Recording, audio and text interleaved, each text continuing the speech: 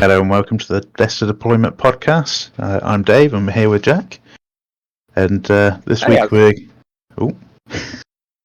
probably let you say hello. Yeah, hi. How's it going? All right? Yeah, not too bad. Busy with work, but apart from that, I'm not doing too bad. Yourself? Yeah, not too bad, mate. Too bad. It's going. I think, like you say, it's been a bit of a long week, hasn't it? And it's only Wednesday. Yes. Yeah. So, yeah. There we go. Yeah, good time. Nearly yeah. the weekend. The weekend. Yeah, I think. So, what have we got on the podcast today, then, Dave? Yeah, so I think we're going to have a bit of a look and see what little nuggets have come up in the hobbying world news that we've noticed. Not that there's going to be tons, since it's only been about a week since we last spoke. And then maybe have a bit of chat about what we've been up to project-wise. And then maybe have a little chat about how your event went. Yeah, a long chat about how the event went. About the tales of Drillfest.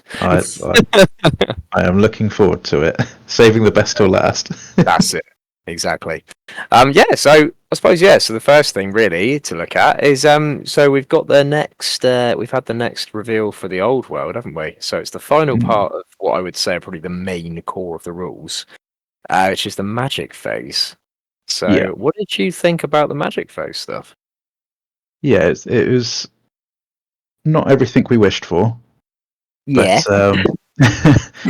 But still not bad. It could have been so much worse. So I don't think it's ruined the game. I think it's still going to, with the other rules that they've mentioned, I think it's going to work quite nicely. But I do think it is a bit of a miss that we're going to lose out on the whole power dice sort of management aspect of Magic, because that was kind of like a mini game within the game itself, I felt. I think that whole sort of, am I going to be able to bluff my way to get the spells off that I really want to cast, and trick my opponent into using all of their dispel dice on something that's maybe not that important. But yeah, a couple of bits that they've added in which I think is cool, like the distances that different level wizards have to be able to dispel spells. I think that's quite cool. Yeah, that's pretty cool. Yeah. So it's so if any friend that hasn't looked at it yet, so the update to the old, they'll say update, the latest reveal for the old world is how magic works. So I suppose the biggest one is that there isn't a magic phase anymore. So compared to every other edition of Warhammer Fantasy, obviously there's been a magic phase. I say every edition probably since second, I'm not sure about first, but there's been a magic phase, and obviously now it's gone. It's a lot more. I'd say it's a lot more similar to sort of the Horus Heresy and Age of Sigmar, isn't it? Where you have, it was kind of, almost exactly what I sort of thought it was going to be, I suppose, where, we haven't got the power dice mechanic anymore, and instead it's just you roll 2d6, you add the caster's magic level, and if they get past the spell, the spell requirement, then they cast it. And then dispelling is you roll 2d6, you add your caster's magic level, and if they beat the cast required, then they unbind the spell. Double six is an always an unbinding or a dispel. It says an unbinding here. And then double six on your cast is always a perfect cast. So yeah, it's kind of, I suppose, as I say, I really enjoy the magic phase from Warhammer 8th edition.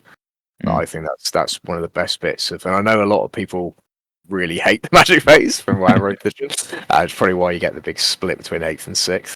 Are they dwarf players? Well, no, maybe, yeah, they could be. But yeah, there's, as I say, there's a big, this is probably the biggest change from any other edition. Because you haven't got that magic phase anymore, you haven't got the power dice mechanic, you haven't got the kind of, as you say, the poker almost, as it were, of how many dice am I going to put into this? I'm going to try and tempt out this. And it looks like wizards are a lot more, they're just a unit, if you know what I mean. They seem to be a unit, they do a thing, and those things are, they cast some spells. But yeah, it's it's definitely from my point of view, it looks like it's the weakest of all the reveals for the old one. It's the only thing I haven't looked at so far and been like, oh, brilliant, that's really good. I really like that. Yeah, same. Seems to be a little bit, seems to be a little bit kind of dumbed down, doesn't it? Or watered down from the past editions.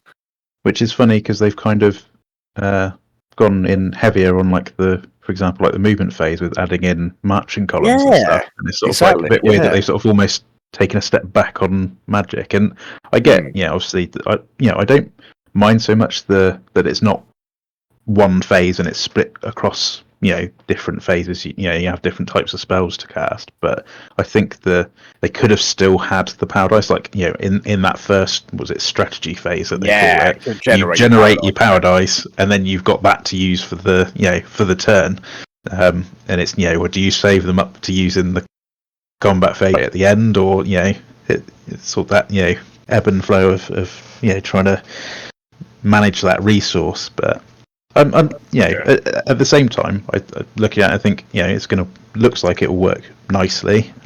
You've still got an ability to stop your opponent's spell in a meaningful way. It's not like a one-off reaction each turn or something like that. So I think that's a plus.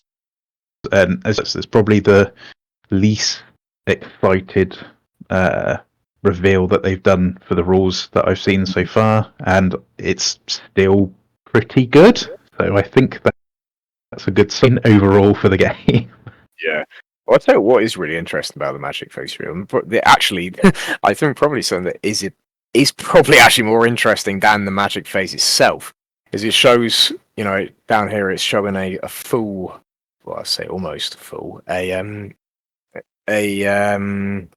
a profile for one of the units in the game. So we've got the handmaidens, lady, So we got Damsel and Prophetess. They're pretty much what they are in 8th edition, although the Prophetess has gained a weapon skill and an attack. So she's going to be beating people over the head with that holy icon. Be great. But the most interesting thing, I think, is that we've got the stat line for a unicorn. And in the wounds characteristic, we've got +1. So it looks like cavalry is going to be a fully combined profile now, where it looks like cavalry is going to be adding wounds to the model that rides it. So that might be a case of dragons and hippogriffs and the large monsters that maybe weren't so good in 8th edition because you would just nail them with a cannonball and kill them. It looks like they're going to be, or the character would get shot off the top or they get shot out from underneath the character. It looks like now it's going to be combined. So you've got kind of a real, a truly necessarily sure that's going to be the way that's going to go, because I noticed the unicorn in its profile doesn't have a toughness value, so you still, I guess, use prophetesses or damsels. So it might be a case of there is something else going on there, but of course it might only be that it shows wounds +1. Perhaps the toughness bracket only exists when it increases toughness. The most interesting part of the whole reveal actually is seeing that and seeing a good range of special rules. So we've got Aura of the Lady, which which is the magic resistance that she had in 6th edition, which funny enough she still has, because 6th edition is obviously Bretonian's most updated book. So she's got the same as that. She's got the Blessing of the Lady, Law of the Lady, which I don't think it actually says what that is. So I wonder if maybe that's going to mean that they've actually got their own law now for Bretonia finally, which would be quite interesting, because they got their own law in the Armies project. And that was actually really cool. It was a sort of, about kind of like inspiring heroic acts and what have you. So that's pretty sweet. And she also gives her unit magical attacks now, which is new. And that's really interesting. I wonder if Law of the Lady's like an army rule. Because I think if it was like a magic law, wouldn't it be listed? With further up where it's got battle magic, elementalism, and illusion. Yeah, it could be. Yeah, that is true. Yeah, so it might be a specific rule for them. Maybe we'll see, but it looks good. Yeah, and then Shield of the Lady, which looks like she can sit in the back of the lance, so like she can in 6th. So again, in 8th in their last time book. So yeah, it doesn't look like they're taking anything away from Bretonia. Which is nice. I was kind of thought maybe again they might dumb a couple of bits down. You might end up with sort of your damsels and your prophetesses sitting in the front rank of your unit, which isn't really very Bretonian. So yeah, that looks great, and yeah, seeing the combined profile of cavalry, that's really cool. I really like that. So, and I wonder if maybe it's I wonder if it's only the unicorn that's going to have +1, or not only the unicorn, but I wonder if all mounts will have at least +1. So you'll end up with 2 in cavalry, which give them a bit of staying power as well. That'd be good. So if we look through these special rules too, obviously there's quite a few new ones in here, and it looks like they just cleaned up a few different things. So in the unicorns profile, we got Armorbane 2, and we still don't know what Armorbane does yet. I'm assuming it's going to be some kind of modifier to the armor save on a certain roll, because we've got the same longbows, which are Armorbane 1. So that'll be interesting. But a longbow specifically has no armor piercing value, but does have Armorbane 1. So I wonder if perhaps that might be like a rending thing, where if you roll a 6 to wound or something, you reduce the armor save by that much. Maybe, yeah. So I wonder if perhaps that's the key. So Armored Hide, which I assume is just the modifier for the save for being mounted. So I guess will be +1, like Scaly Skin perhaps. Beguiling Aura, I don't know what that is. I think they had something like that in one of the editions where you had to take a leadership test to fight them. Counter charge is interesting, so that might be counter attack perhaps, like you have in Heresy. So if you get charged, you also get a charge bonus.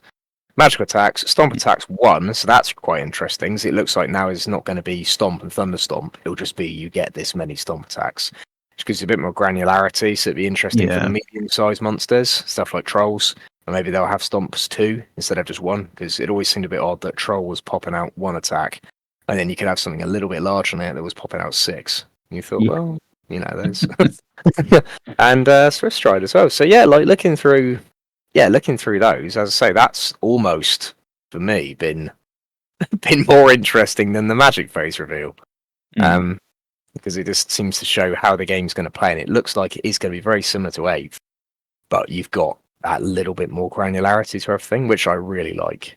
I think with a game like Warhammer Fantasy, it's complex enough anyway that there's no reason to try and dumb it down. It's kind of you're in there. You're in there to play that game. You sort of know what you're getting into to a degree, and you want to be able to have unique stats for your units. You want to be able to have that depth to say, to really represent that they're a different, they're a different race or a different faction. They've got their own special things. So the more granularity, really, the better. And as long as it's done in a way that it's easy to read, and it looks like it is. If you've got these things in categories. So maybe if you had an orc riding a boar, they probably got Armored Hide 1 as well, because they used to be +2 to your armor save for riding a boar. So that'll be So that looks really good. Back to the magic, I suppose, which is the main part of the reveal. Is it's there. It's pretty simple. It looks like it's just roll and add your level, which is it's not ideal. I don't think it's as fun as the magic phases in the previous editions. No more 6 dicing Purple Sun. Well, that's it exactly. I've never got to 6 dice Purple Sun though, so I don't play factions that have Purple Sun. So I just got it 6 dice Dwellers as good as it got. But 6 dice Comet actually. 6 dice Comet's that's the dream. Oh yeah. Not ever do it for your rabbit? 6 dice Transformation Arcade on a fair bit as well, actually. Yeah, there you go. Yeah, but there you go. Yeah, 6 dice in 6 dice in the big spell is always there's always something fun about that. Then will I explode? Will I not? And then we've got some examples of some spells as well, haven't we? So the spells all seem very simple. They don't seem to be anything to the degree of the spells in 8th. It just seems to be a simple little buff or a simple little attack. Pretty straightforward, does the job, and it looks like enchantments and hexes aren't going to stack as well. No, I noticed that as well. That's an interesting one. I think obviously, these are the reveal ones, so obviously they're going to kind of have to try and be, I suppose, a little bit straightforward, so people that maybe didn't ever play fantasy or are new to it, but like the look of it and about getting into Old World when it releases, I suppose having maybe the more straightforward to understand like spells and abilities sort of showcased in these articles is probably a good idea. So it may find that there's maybe some more complex Yeah, spells and stuff later. But yeah, I did pick up on that. If this enchantment's in effect, then any other enchantments that you had on them are gone. Which, I imagine that probably make it a little bit easier to balance as well. Yeah, perhaps, but I think that does remove some of the fun of Magic in the previous editions, where you could get a really good Magic phase, or you could just get off some funny little combos where a unit was rolling around with multiple multiple buffs on them, or maybe even they could have a hex and I can't think what the other thing's called now. Hex and an augment cast on it. So they've been hexed, and you cast an augment on as well, and you cast another augment on as well, and they could you can end up with a unit with doing some pretty unique stuff because you'd cast a couple different spells on them, or just for a real game changing turn where you get off some really good spells on a unit, and suddenly you've got some Grail Knights that are like toughness 8 or something, or toughness 9 even, that sort of thing.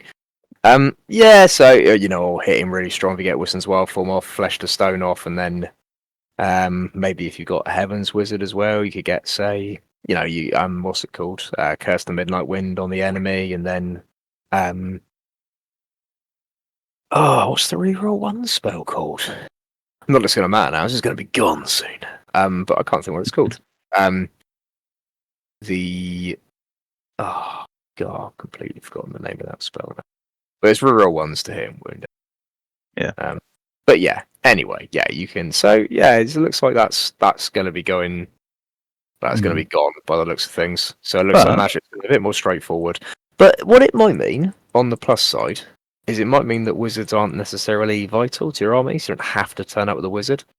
Yeah. Which was definitely a symptom of 8th edition, that if you didn't bring a wizard and you weren't playing dwarfs, you're off on the back foot. Although you tried arguing that to the corn player I played at. Wow, that's true. Yeah, you play corn. Shooting and spells. What are those? Yeah, exactly. Yeah, just axe. Yeah. But also, I have noticed that any other enchantment that previously cast is expired. It is written into the spell, so I'm wondering if there will be some spells that won't have that written on, so you can stack certain spells together. Because otherwise I thought they'd have just said, as a general rule of casting that type of, an enchantment type spell, it immediately expires anything else that was already on it. But they've put it into the actual spell effect itself. Yeah, so there might be a couple that don't have that, yeah. I mean, I wonder if that's the case. Yeah, I mean, it could well be that they've got that in. That'd be interesting if they did that. But I wonder if maybe they just put it in for any enchantment that lasts for more than immediate effect. It might be this. I'm assuming some of the Law of Life spells. Well, say Law of Life, whatever the the sort of wherever the life spells end up. The heal spells. I'm assuming they'll be just instant. They do the thing and that's it. Yeah. So maybe if you had enchantment doesn't work, all that cancels other enchantments. You heal a dude back, and suddenly you've lost all your enchantments. So, I don't know. It'll be interesting. Then we got the miscast table. I mean, the miscast table as well. That's nowhere near as fun as it is in 8th, is it? That's nowhere. It's nowhere near as wild. We've still got dimensional cascading calamitous detonation, but they're not as terrifying as they are in 8th, are they? No.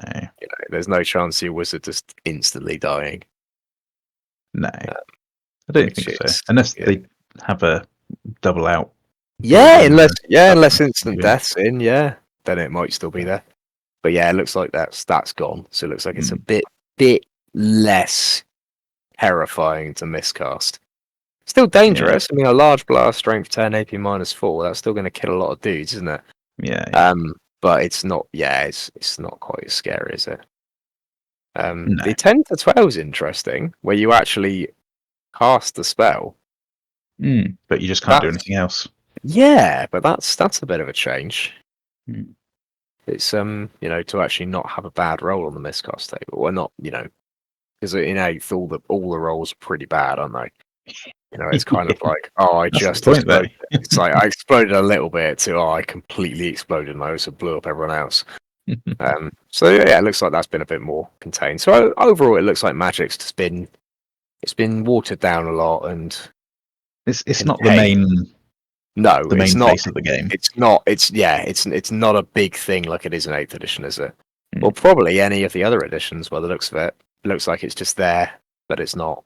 It's not a large part of it like it is in editions. But yeah, still cool. We'll play a game and it'll turn out as extremely vital. This is it. Yeah, this is it. Yeah, it means I suppose on the flip side of that, it is going to mean that if you take a lot of wizards, they're all going to be casting to full effect, aren't they? It's not going to have that kind of cap on, if you go over 3 wizards in 8th edition, then you sort of start getting diminishing returns, don't you? Yeah. Whereas in this, that's not going to happen. You could turn up, maybe if you're playing Skaven, you take a load of Warlock Engineers. Oh, and it doesn't seem to be. I mean, again, it might. It's probably in the full rules. But if there's nothing stopping the same, different wizards from having the same spell as well, that could be quite interesting. So you might end up, as I say, you could end up in the case of something like Warlock Engineers, where presumably they'll still be dirt cheap and you'll be able to take loads of them. Yeah. Might mean that you could have kind of almost a little wizard artillery block running around, or a load of fire wizards playing Empire, perhaps. Yeah. So the other thing I noticed, which I think's actually come up on the previous one, but I don't think I realised at the time, but the actual unit entries actually have the base size written on them. Yeah. Interesting. Yeah, that's quite cool, that.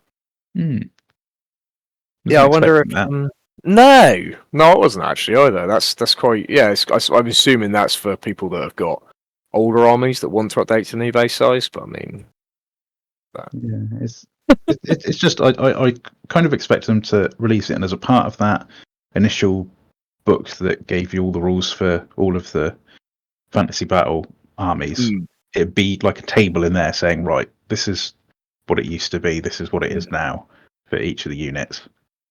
And then that'll be it. But the fact that they've got them in the actual unit entry is quite, I don't know, wasn't expecting it. It's good to have it there. It's really clear. Yeah. But yeah. Oh yeah, it is good. Yeah, I do like that. Like, I think it's it's a nice way of saying, if you do want to update your base sizes, this is what we'd recommend. Yeah. Sort of thing. I'm sort of hoping it's not going to mean that if people start doing events and going, oh, the base size is in there, so you have to play that base size. Because I'm not going to rip off fucking 600 models or whatever it is from their bases and put them on new ones. It's not happening. It's just daft. So hopefully that doesn't end like that, but it probably won't. I think that most people that are playing Old World, you're not going to get. I think it's going to attract the crowd that were playing the older editions of Fantasy. So I don't think you're going to get that kind of attitude that you probably would get in 140k. No, I can imagine it must be this base size or you can't play. Yeah, I imagine the only place you're going to possibly find that is maybe like Warhammer World officially. Yeah, you're probably right. Yeah, like a Throne of Scots, something like that. But even then, I imagine it would probably be a bit more flexible. I think as long as it wasn't like a obvious change to try and get some sort of a horrible advantage. I can't see that they'd probably have a issue with it, but that's the only place I can think that would kick up a stink about it. Yeah, no, I think you're right. Yeah, but no, for people that are just getting into it, especially people that are 3D printing as well, that's going to be really handy. Is just having all your base sizes there. Just being able to go, oh yeah, that's what people expect this model to be on. Ideal. I can print that. That's great. I think I do really like that. I'll tell you what, there is something else as well. I suppose we all thought it was going to be anyway, but it's just nice to see. Is the wizard level purchasing's the same, and also magic items are in. Yeah. So, and it looks like they're going to work very similarly to how they did in 8th edition. The points look very similar. And that's the other thing. The points values look very similar to 8th edition as well. They haven't put the points for the actual cost of the unit, but they have put them in for the upgrades, haven't they? So yeah, and they're exactly the same as they were in they're not. They're 5. The level 4 and the level 2 are a little bit different, but not by much. It's 5 points in it. And magic items allowance is exactly the same. So it looks like it's going to be 100 points for a lord, 50 points for a hero. Although, interestingly, in this profile, there isn't any differentiation of lord and hero. But it might be similar to the 8th edition books, where you had the profile and all the rules in the sort of the preamble, and then at the back you had the army list where it actually split them up. Oh yeah, maybe. So it might be just they've amalgamated the profile just to show it off here. So it might still be that you've got lords and heroes. But maybe it would just be a case of there is just a hero slot now instead of lords and heroes, and you just pick them from there. Maybe. So that would be but no, as I say, as a magic reveal, maybe not so good, but as a just reveal of how the game looks like it's going to be, it's a really cool reveal, and I'm still really keen for it. I'm really hyped. Yeah, it's going to get as many people hyped. Well, I mean, at the end of the day, for me, it's not really much of an issue if the game isn't that great, because I'll just carry on playing 8th. So I keep playing 8th, and I keep getting hyped. Keep getting people hyped for 8th as well. So I think as we get more models and we get more people playing 8th edition. So yeah, I think since they've announced Old World, that's been it, isn't it? Like, really hope it is good, and everybody does. It really enjoy it, and it is a nice move on from fantasy, but but I think at worst, it's new models. Exactly. Yeah. No, so far it does it really good, doesn't it? So see how the magic phase, the lack of magic phase goes. But it does look pretty good. So I suppose the only the other big thing that's happened this week is the Heresy FAQ. Oh yeah, that's been causing some tremors. Yeah, so now we're going to move over into Moritat Hammer 30,000. So I think that's been the change there. So all the group chats I'm in, everyone at some point during the reveal was like, Moritats and go over it. And what's mad is so the rule always said they could, but I think everyone was like, there's no fucking way that's correct. They've obviously written it badly. Moritats aren't supposed to be going in the unit. Turns out, no, it's fine. Turns out, do what the fuck you want. Yeah, it turns out everyone gets a Moritat. So I'd just like to say first, let's just a moment of silence for the Forge Lord. So he lost his rag grenades in V2 and became and all his options, and now he's just a sad little man that sits in the corner and he's like, I used to have a purpose. Next to the Pathfinder. Yeah, next to Pathfinder. Yeah. I mean, at least he's still the Forge Lord more, don't he? He's still a bit of a combat beast, and he can give you, lets you take Thalax and stuff. But he's not what he used to be, is he? No. But so now the Moritat's taken the Forge Lord's throne of Rad Grenade Caddy. Well, not just Rad Grenades, well, they counter attack. Oh yeah, that's so good. Everybody's been focusing on the Rad Grenades, but as you pointed out, the counter attack's quite a big thing as well, actually. Yeah, right. Just giving his unit counter attack, that's really good. So I think this. I mean, I'm not against more options, so that's really cool. So I think there's going to be a little spate the next couple of months, and there's more attacks everywhere. Various flavors of Moritat, which would be really cool. But I was just surprised by that. I think that was the weirdest change, that weirdest part of it. I think because I was certain that would get they would just FAQ that and be like, obviously you can't join a Moritat. The rules is worded badly, but no, you can. So you can throw a Moritat wherever you like. I think the only disappointment from that reveal, and I know it's probably something that brought you to tears when you read it, is no more ramming in reactions. Yeah, I had to. I was at work when I saw that, and I had to actually just go and sit on the scaffold for 20 minutes and cry. Don't blame you. I mean, it makes sense because they've sort of blanketed now for everything. No, you can't do another action instead of a reaction. So if you react, it's only a move or it's only a shoot and attack. Yeah. And that's fine. I think it's good to have it all have it all clearly laid out finally. So Although- yeah, I mean, should we go through each one of the things and just have a little gander? Because there's not been that many changes, has there? There's been a couple that they're quite big. So obviously the first one is obviously if you go into the main rulebook one. Yeah.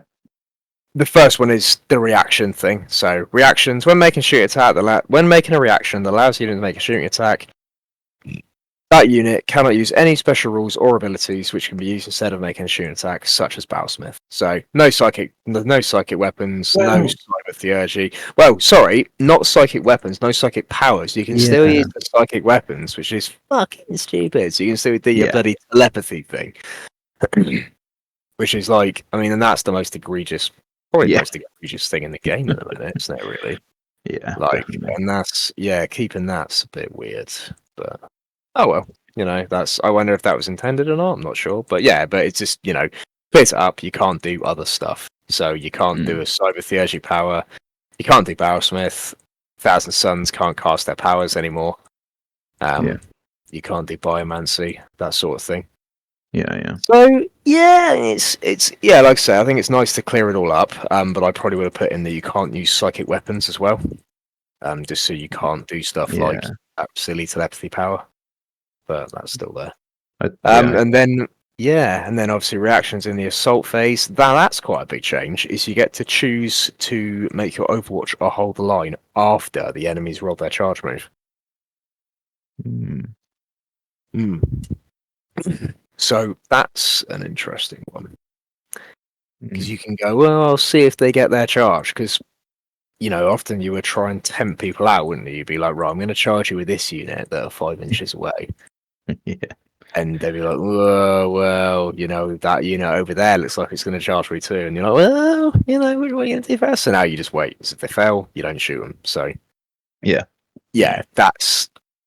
that's a bit of a change. It definitely makes your assault reactions a lot more valuable now, doesn't it? Yeah, I think that's a good thing. Because I think people weren't taking many second assault reactions, were they? No. Whereas now you've got kind of, I mean, mind you, I guess you almost need the second reaction less now, don't you? Because you can really choose when to use it. But it's interesting. I'm not sure I'm fully on board with that, but yeah. I like that you can still choose to do it whether they make the charge or not. But you could anyway, couldn't you? You just declared before they roll. But I think the fact that they're allowing you to choose afterwards, and you could still do it. So if you really wanted to blast them away, and they weren't making it in, then you can do that with no. Yeah, so they failed the charge, and you're like, oh shame, I'm just gonna fire combi miles at you anyway. Yeah. The crew stunned on a zooming flyer. I mean, that's just to clear up of the rule, really. Yeah. So, dangerous terrain. That's a quite big one. The dangerous terrain test is you only take one test per phase now. So that's definitely a bit of a nerf to Eschaton imperative. Probably the main one. Or if you've got like a ton of grav templates, because it's possible if you had a if you were playing Eschaton imperative, you could have the dangerous terrain marker, a grav template, and the haywire template, and that would be 3 dangerous terrain tests. So they've moved that down to 1 per phase now. So that's means you got a little more survivability against a lot of dangerous terrain. Yeah, which is cool. Graviton Pulse. I think that pretty much. Oh, what actually changed in the Graviton Pulse? So they were on to. Yeah, I'm just thinking that. Vehicle dreadnought. Yeah, I don't actually know what changed on that. Is it just clarifying that a 6 always counts? No, I think a 6 always. I think a 6 always filled. I'm not sure. I haven't actually got my book next to me, so don't know. There must have been something in there that was slightly different, but it seems to be the same. There must be something in the wording. But I'm not sure on that one. So I should have got my book up really, so I could look through it. Haywire's changed a little bit. So the main thing with Haywire is it against mixed units, it still works. So you can't throw your Haywire hits onto a Mortificator now. So you can't have Mortificator taking all the hits for a Dreadnought and being like, I don't care because I'm not a vehicle. So now he just takes the hits as well. So yeah, he's not like a shield anymore from Haywire, which is good. Or you can't throw them on a Magos or something. Yeah, which is good. Yeah. So Independent Characters Infiltrate, this got FAQ'd obviously last edition, and then they forgot to put it in the new rulebook. So you can join Infiltrators Independent Characters if they're setting up in your deployment zone. Or if they're setting up without using makes Infiltrate. sense, really, doesn't it? Yeah. Shock Pulse, just a clarification on the ruling, really. Yeah. Any model with the vehicle, dreadnought, or autonomous unit type suffers penetrating hit or unstable wounds attack. May only make snapshots when it next makes shooting attack as part of the or as part of a reaction during its phase. I think there was maybe an argument. Trolling. Yeah, the Vom trolling. We love a Vom trolling. I'm assuming that's just to say that you can't react and shoot a full ballistic skill. Yeah. So yeah. Little designer's note on drop pod assault and flanking assault. About overriding restrictions on assault vehicles. Yeah. And that's another thing that's really good is they've cleared up the steps for drop pod assault, flanking assault, and deep strike, and that's brilliant. They've got it written out, nice and easy now, nice and easy to read. Yeah, exactly how and when you get out of transports, perfect.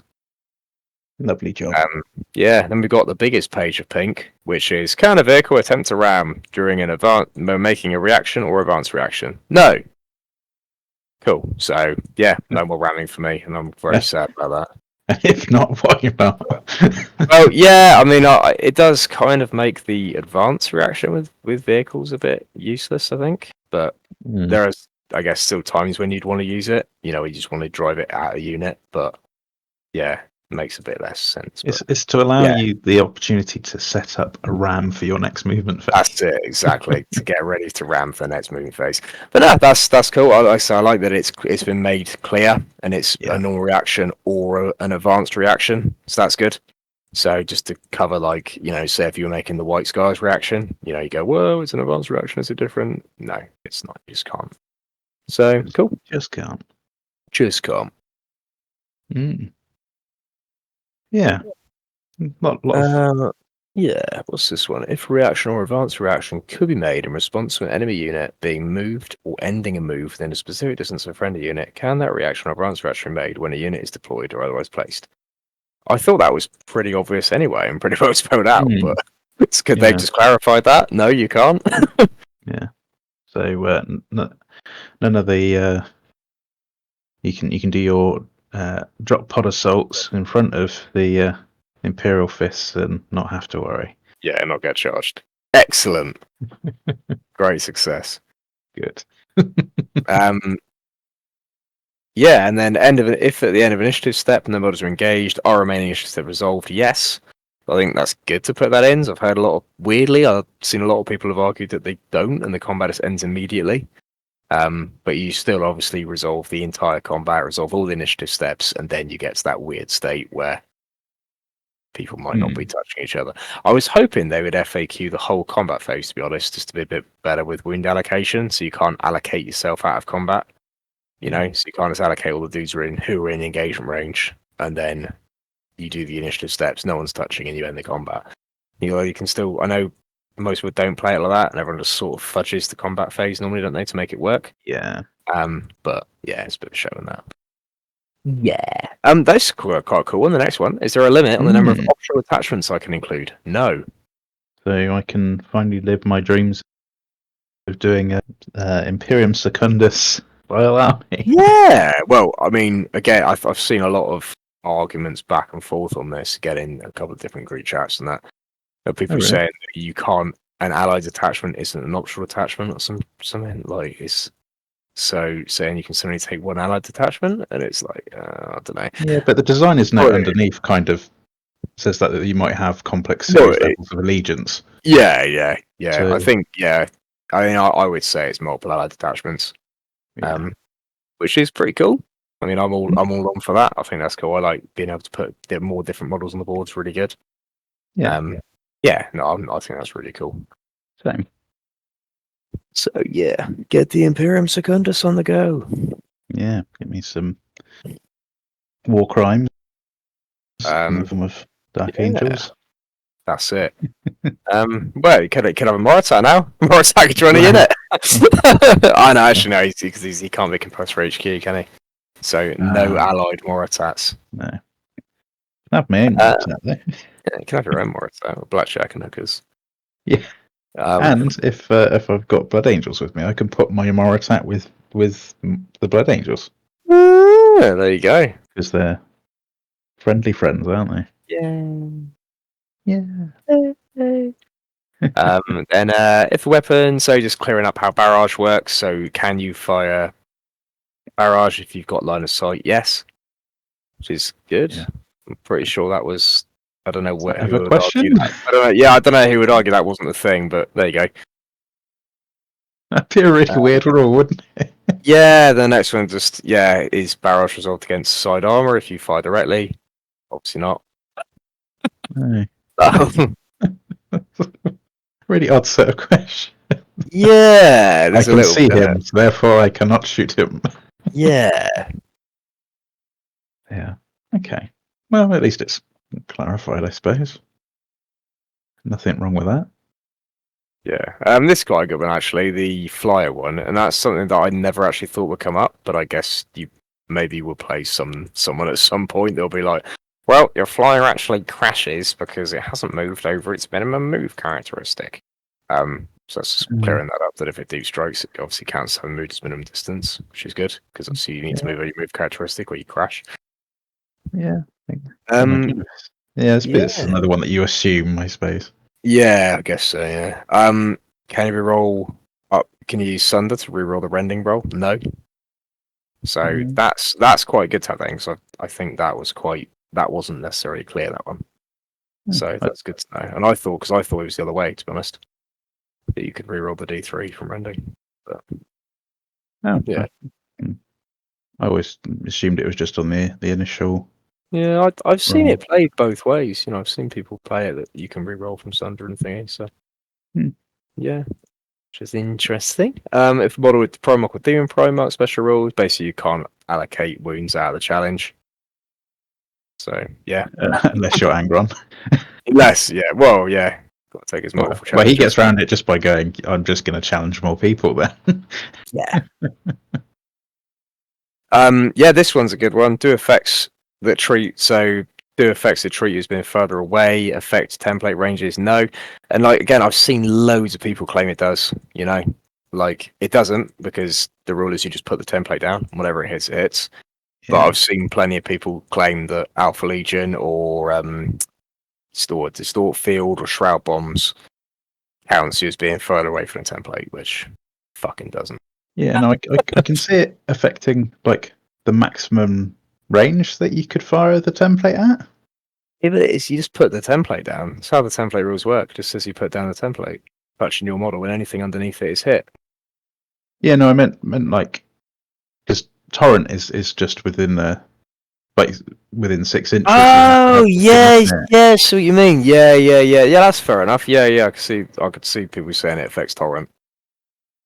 Yeah, that makes sense. Yeah. Yeah. There we go. Yeah, fair enough. Do Shroud Bombs and Alpha Legion stack? Yes.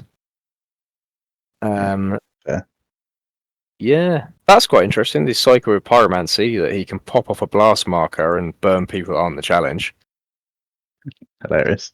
Yeah, that's pretty good. So that kind of means you got to make sure you actually position your challenges properly, because that makes a big difference. Yeah. So obviously a lot of time you just both pick up your character, don't you, and put them in a cool little place on the board, and you're like, yeah. But if you are a Pyromancer, put them in the right spot. Then it'll burn people. If a model replaces a mastercrafted weapon with another power weapon, does this also have mastercrafted? No. Clearing up destroyer weapons, it's pretty straightforward. Yeah. Clearing up if you have a spell that affects or a rule that affects Hammer of Wrath, does that override the restriction on Hammer of Wrath? Yes, because obviously normally Hammer of Wrath doesn't get any bonuses. Yeah, you just use your base strength. This one's quite a good one. Again, it's probably it's one that probably could have gone either way, really. And I think it actually makes the Mechanicum rule useless, but don't worry about that. It's Mechanicum. The whole book's weird. If a to hit roll is made against the majority, but pretty much is if units ignore to hit or to win rolls of a certain value, can you allocate those to that model? And then he ignores it. The answer is no. So you can't say if you've only got a model that can be wounded on 6s by poison, you can't just allocate all the non-6 poison rolls to that model and then sack it off. Yeah, which is good. Yeah, I think it's good to clarify that though, because currently I suppose not you can't being cheesy. Well, yeah, but it's people allocate wounds to all the suzerain in a unit, don't they? So these things happen. They need to stop that. I have suzerain. Yeah, that's the point. Actually, they didn't change that, did they? I'd forgotten they didn't change that, and that's a fuck of that. Just because they should have put that in the Inner Circle Knights suzerain. In a unit that's full of characters, you can't throw wounds around. And anybody listening, just do the right thing. Just don't do it. Just don't do it. Treat it like a normal unit. Yeah, just don't take wounds on every model. It's not on. Nobody likes it. If you've got 5 Inner Circle Knights and all of them have taken a wound, think about what you've done. Yeah. Reevaluate your life choices. That seems like a quite nice, well-rounded FAQ. Yeah, I mean, let's say it's actually these rules commentaries at the bottom that I think are the best bit of it all. Yeah. Just to show, just to clear up allies and factions, what you can do there. That's really good. Makes it nice and simple, and just that's brilliant. And then these ones, the reserve action notes, these are fantastic. Like, this is really good. This is exactly what they all needed to begin with, because they're all a little bit of a mess when they're in the rulebook, and you meet people, especially people that are sort of from different parts of the country, and they all play it differently, and the rules are so vague. And if you've learned the rules off your mate as well, you might have a slightly different understanding of them. And you can sort of say, "Oh, well, I think it's that," and someone else says, "Oh, I think it's that," and you could be staring at the rulebook for ages, and a lot of it didn't quite make any sense sometimes, or it was like stuff would happen in the same order, and then you're trying to work out what happens first. So this is really good. So the Deep Strike one's really straightforward. Also, finally, you're not going to have people going, "Oh, you can't get over Dreadclaw when it comes down."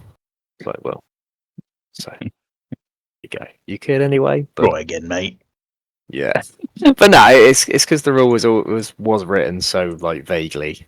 It was quite difficult to say, well, can I get out? Can I not? And then it's really good. The only thing I have noticed that does seem to have changed it is that you can't charge out of a transport that's made of flanking assault, even if it's got the assault ramp. So that's a bit of a change. Interesting. So I guess if you're outflanking now, you need to come in on foot if you want to charge. Yeah, suppose so. Yeah.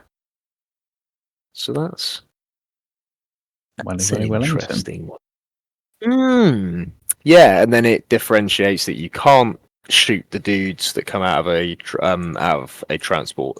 Sorry, you can't react against the guys that come out of a transport from deep strike. You can't react against guys that come out of a transport from flanking. But you can react against the guys that come out of a transport for drop pod assault. Yeah, I think that's kind of fair, because how mid would you be? You can only shoot. But it also means drop pod assault is one of the 3 that you can assault out of a transport with now as well. Yeah. So that gives you So if you come out of exactly. So you can get out of a Corrividus and you can charge someone straight away, but they can also shoot you in the face first. But then you are having to pay almost 250 points for that character. Yeah. So no, I think all in all, I mean that, like I say, that last bit, the rules commentary part, is really good. That's really what we needed, that just to clarify all that stuff, because a lot of that, it wasn't like silly things. Oh, can I do this? It was more really, how does this work? Yeah. And so many people were saying like, "Oh, does it? Does it one of this? Does it one of this?" And it's not that anyone was trying to be malicious or anything. It's just that you would get people from different parts of the country that played it differently. Oh yeah, and you talk things through with somebody, and as you say, like you're just understanding of how it works can be completely different. Like for ages, I'd only come across it from somebody pointing it out to me at an event. I didn't think that you could do like pinning on reactions. Yeah, that's right. Yeah. Like, oh, you can't take was it a leadership check or can't remember the exact wording. And then it wasn't until we were at UCG, and I think it was Peter we were talking to, and he's like, "You definitely can," because, and then pointed out the rules for pinning, the fact that it's not that type of check; it's its own specific thing. And I was like, "Huh, well, I'm back to where I started." Yeah, that's it. Yeah, and there's a lot of little things like that, and like I think that's the same as stuff like just the order you do things in, what can get out of what and when, what you can react against. So it's really good to have all that cleared up. Yeah, so definitely. That's brilliant. And then we've got the FAQs for all the other stuff, and I don't think it's pretty worth looking through all of those. We'll be here for ages. Yeah, the main things clarified the Hereticus Legion, like what rights of war you can take with it. Which is a shame, so you can only take the Hereticus rights of war. So don't know if we'll ever see anyone playing the Hereticus, the Legion Hereticus stuff, but it's there, so that's cool. They clarified that Sons of Horus's Legion trait can't be nullified by Hold the Line, which it obviously couldn't. But again, there was I say that. I mean, I suppose the rule did say that it could. I guess if you read it like that, if you wanted to read it like that anyway. So it's good that they cleared that up. And then the only other one really is the Mechanicum one, or the lack thereof. There was the other one I've heard about is the being able to team up Solar and Militia. Oh yeah, I suppose because I think that was one I just always assumed. Yeah, I guess most people always assumed you could, but because they share the Imperial Army thing, don't they? Yeah, they share Imperial Army as the Allied chart. Yeah, that's a good point actually. Yes, that's really good. Yeah, that's true. Yeah, just more clarity is never a bad thing. Yeah. But the Mechanicum one. I mean, I was expecting Mechanicum to have a massive FAQ because the book's like there's so many things in the Mechanicum book that doesn't make any sense. I have heard it is the worst written book. It's almost like it's almost like a playtest document, or it's like maybe a couple of PDFs they had and they like had to throw them all together to get it printed. There's loads of things that don't make sense in there. They reference kind of out of date rules from playtests, or just it works if you just say, look, this is what I think it's meant to say, and you're like, oh yeah, cool. But there's a lot of stuff in there that's not quite right. Well, and there's a lot of stuff that seems just wrong. Like the Questoris Knights are terrible. You got one of the knights is weapon skill 1 with 1 attack. They've improved armor just slightly though, haven't they? Well, they've sorted out the armor. That's the main thing. Yeah, so you can still so you can now actually damage armigers with anti-vehicle weaponry. Yeah. Which is something. Yeah, so you can actually use Haywire, Detonation, and Armor Bane and Battlesmith all affect armigers if they have the Dreadnought unit type. So you obviously Haywire does a wound on a 2 to 5 with an invulnerable save, a wound on a 6 with no saves at all. Detonation, which is the Melter Bomb special rule, so you can target Melter Bombs, and Armor Bane, which means you can re-roll your wound results, and then Battlesmith, so you can fix them with Tech Priest as well. So you can't use grenades against it still. Yeah, that's why I said almost. Yeah, so that's an interesting one. I mean, I suppose the counter argument to that is that if you do use crack grenades against it, it might make them die a bit faster, but they're really, really tough.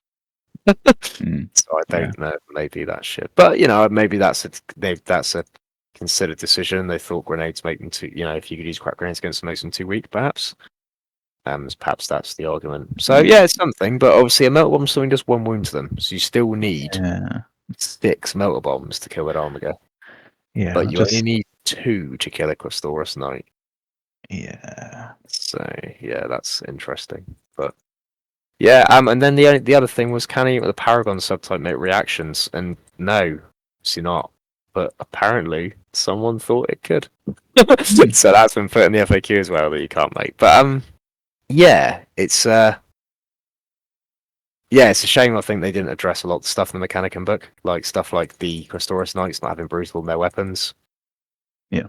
Because at the moment the big Questoris Knight is weaker than the little Mechanicum Armiger.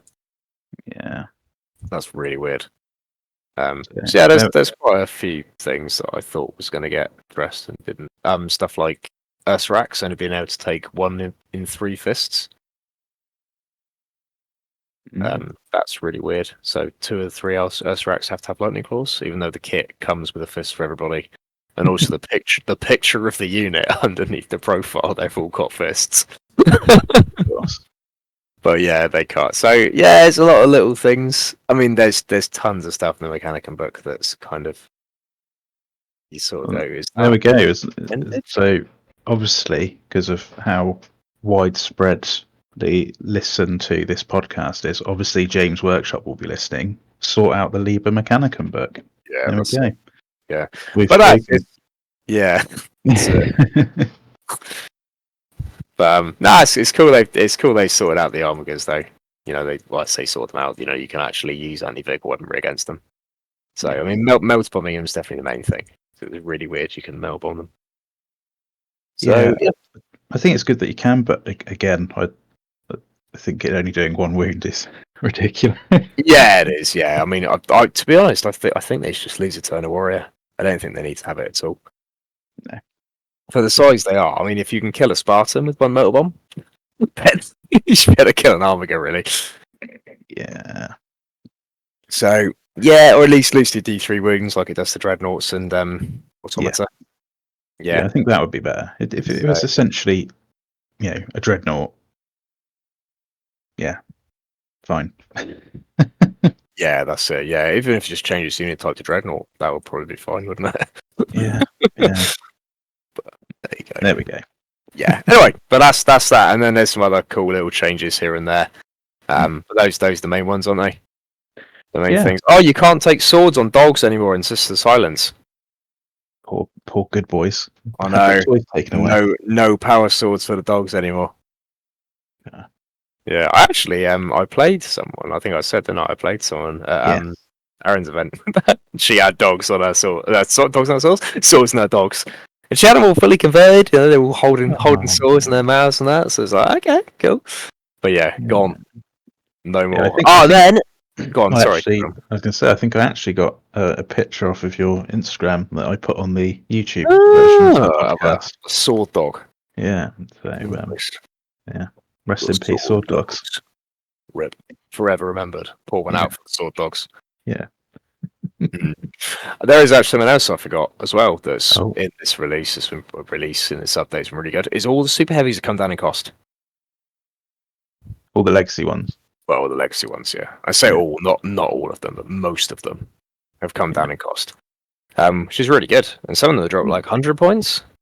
So that's awesome. So hopefully we're going to see more people using their super heavies, which is great because super heavies are so cool to see on the board. But a lot of the ones in the legacy profiles they're just overcosted, aren't they? Yeah, I will get a super heavy one day, and if it's for my Ultramarines, it will be a Falchion. Yeah, boy. Whenever I think of it, it's just that scene on the is it No Fear, the first book? Yeah, where it just rolls around and nukes the Titan. Yeah, it's just like, yes, mate. Very cool.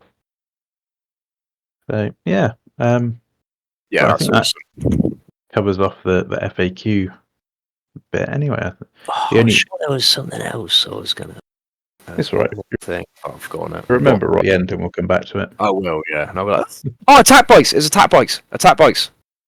They've gone down in cost, they've got 2 wounds, and they've got 2 attacks. Yeah! Woo! Yeah, and strength 6 mauls and none of Ks. She's awesome. So, my nullificator. See, when I built those nullificators, and everyone was like, these are crap, it's getting better every day.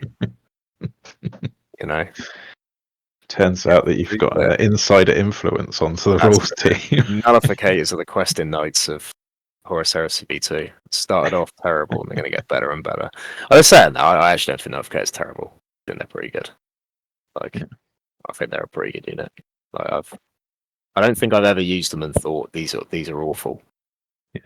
Like, and it's like the fear as well. They're like a terror weapon. So what this unit got? It's like, well, they cost like they're like a sixth of my army, but But they all have disintegrators.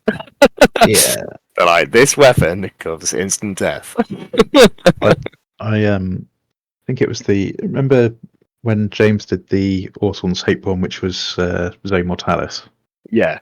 So I played against Aaron with his Yeah, he took Legion, fine, didn't he? and he took none of the disintegrators, and they did the business against my oh crap, what are they called? The Night Lords Special Terminators. Oh, the Contica. That's it. Yeah, Yeah. absolutely did them in. Yeah, they're really good in Zone Mortalis. I killed when that same event actually. I had my 5, and I killed Dan's entire command squad with them. Just boom, gone. Naughty. It's like, oh, Yeah, they did the Kenteka in, but the chaplain that I had rolling with them, with his Scattered Power Claw, jumped forward and managed to do the business in return. But yeah, they had a tough time coming on the board.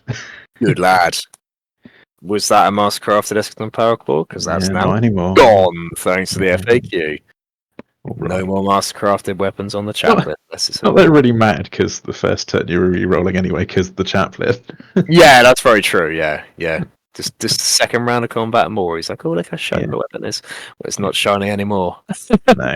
Well, unless he's carrying a generic power weapon. Well, yeah, that's true. Yeah. I suppose that gives you a bit more reason to take actual power weapons than, thunderhammers and fists and claws and all of that. I suppose. Yeah, I suppose so. Yeah, that's true. Yeah, I guess you would just take a Mastercraft with Thunderhammer all the time, wouldn't you? Yeah. So I think that's everything. Any other sort of notable bit of news that I've seen is that the Legion Imperialis must have had a good launch because the starter set and a fair few of the other sets are currently temporarily out of stock on the site.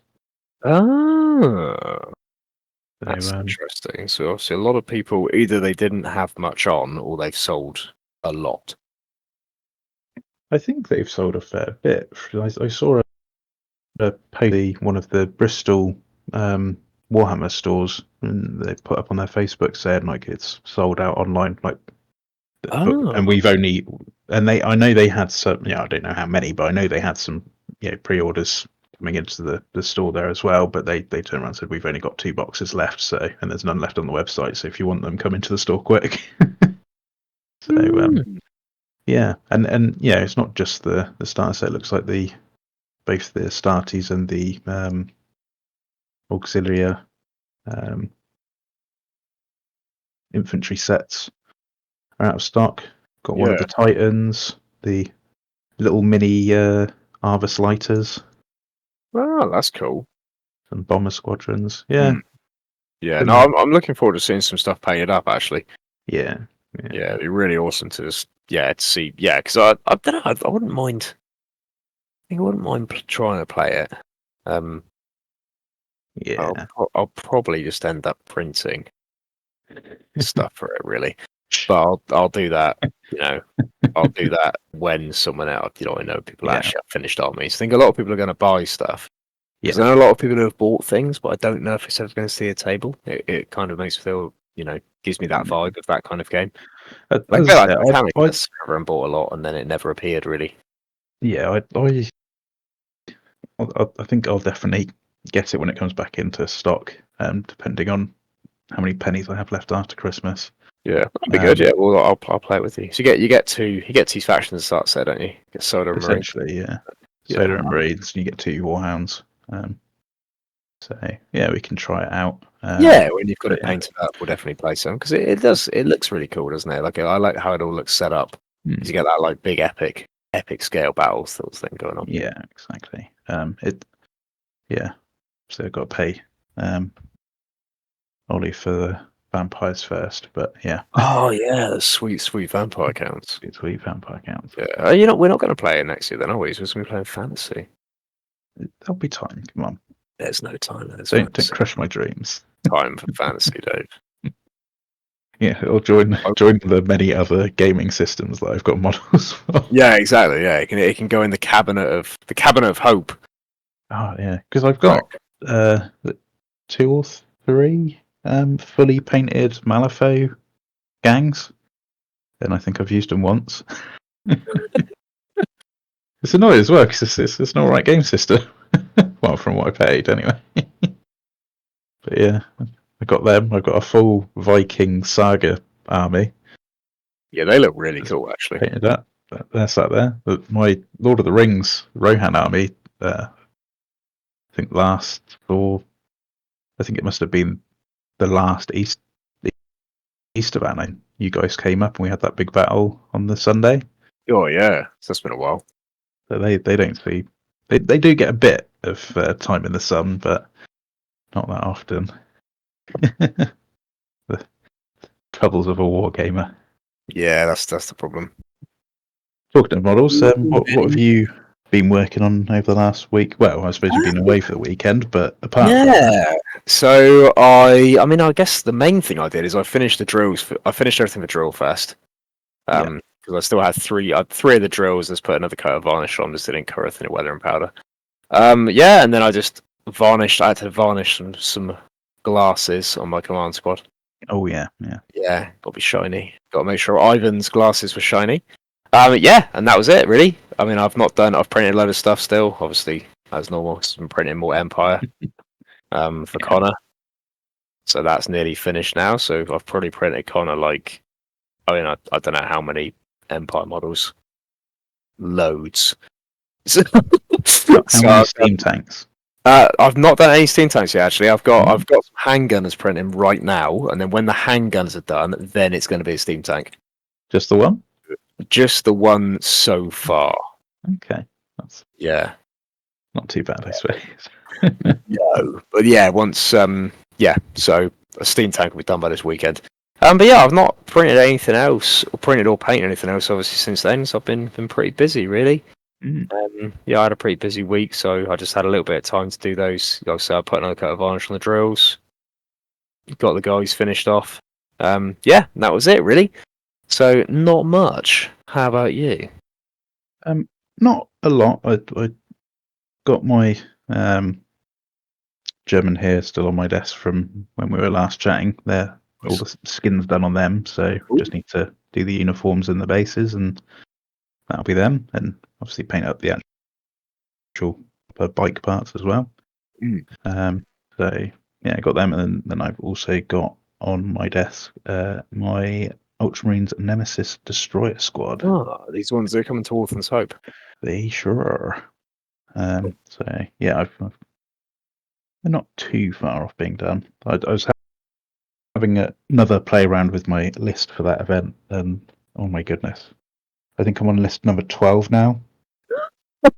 I have a problem. I just can't help myself. I'll do a list and go, yeah, that's it, not changing it, and then literally 2 days later, be like, but it'd be really cool if I had this in there. So yeah, I did have a Cataphracti Praetor small command squad and a chaplain that was going to be in a drop pod, and then I thought, but it'd be cool if I could get another character in. So maybe if I do him as Artificer armor instead, and then I can get a few more boys in the command squad, and then also include a champion as well. Ooh. So yeah, I've now got to paint.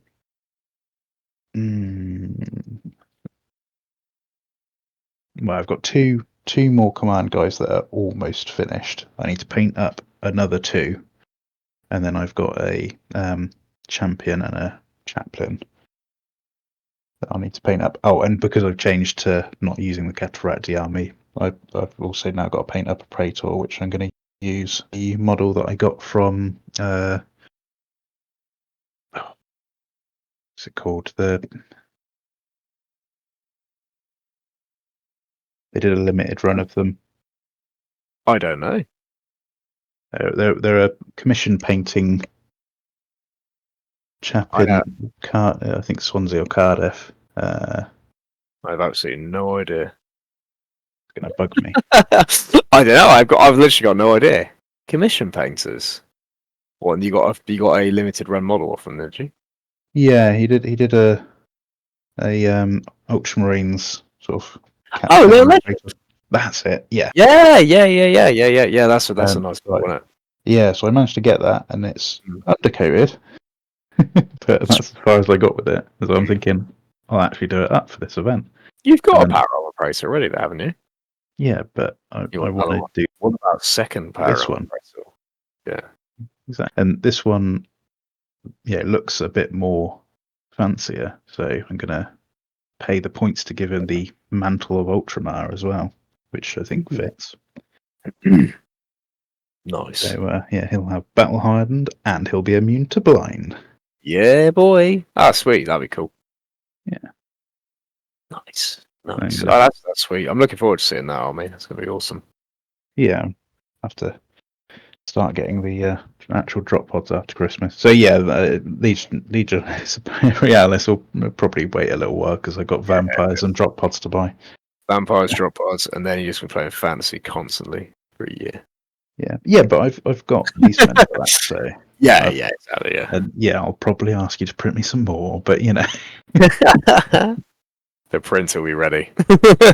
It'll be prepared. So that's what's next on the planned list. Then is finish the Ultramarines and then get on the drop pods. Yeah, so I've currently got the Nemesis Destroyer squad, which is almost done. I've got a half finished veteran squad as well, which I'll need to do for that list as well.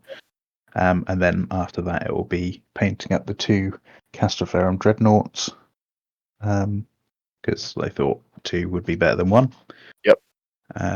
More Castoferums, the better. And then just this little command cadre, and then it's drop pod time. Excellent. Yeah. So yeah, the Dreadnought drop pods may need to come out of your printer. Yeah, that's right. The printer stands ready.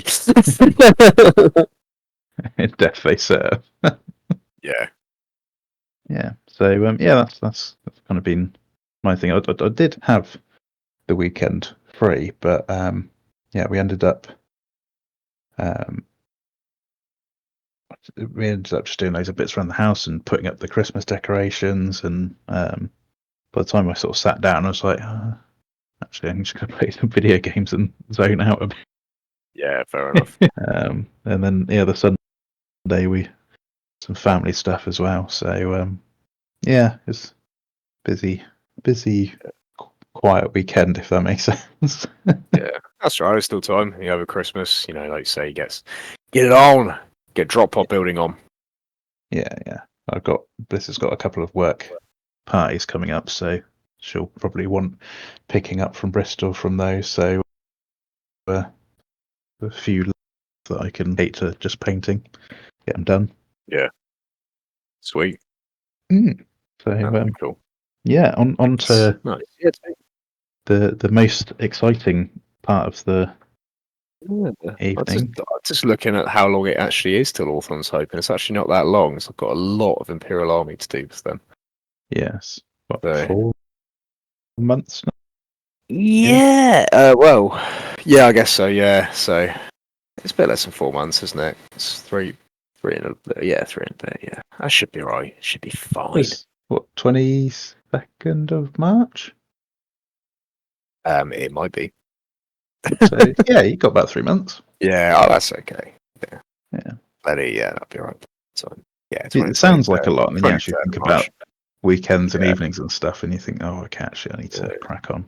Well, that's it. I'm sort of looking at it and going, oh, I'm busy. Oh, shit. So I need to do. I've got 3 Land Raiders to build and paint. I've got a Commissar to print and paint. I got to print my artillery crew still for the Basilisk teams. I got to print 5 Sentinels, and then I've got to paint all the stuff I've got to print, and I've got to paint heavy weapon teams, a jetpack squad as well. So fair Then bit still. about commissars, Yeah. I've got a metal Yarrick, Oh, very nice. unpainted.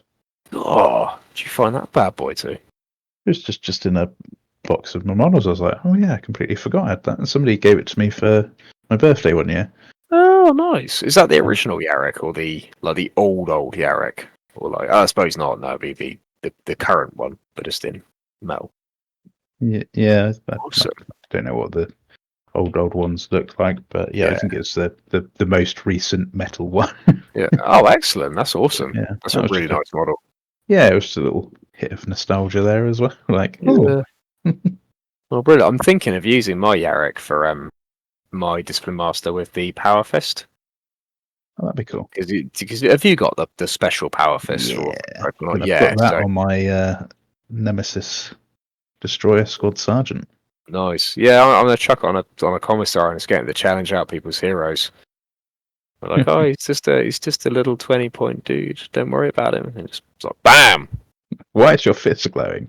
Yeah, exactly. Don't worry about it. It's I not think irradiated. Yarrick could be quite a sweet model for that. So I might use my one out of my Steel Legion. But his thing is, he'll look a little bit jarring because he won't be quite the same sort of paint scheme as the dude. So I might have to do something different. But Yeah, but commissars are.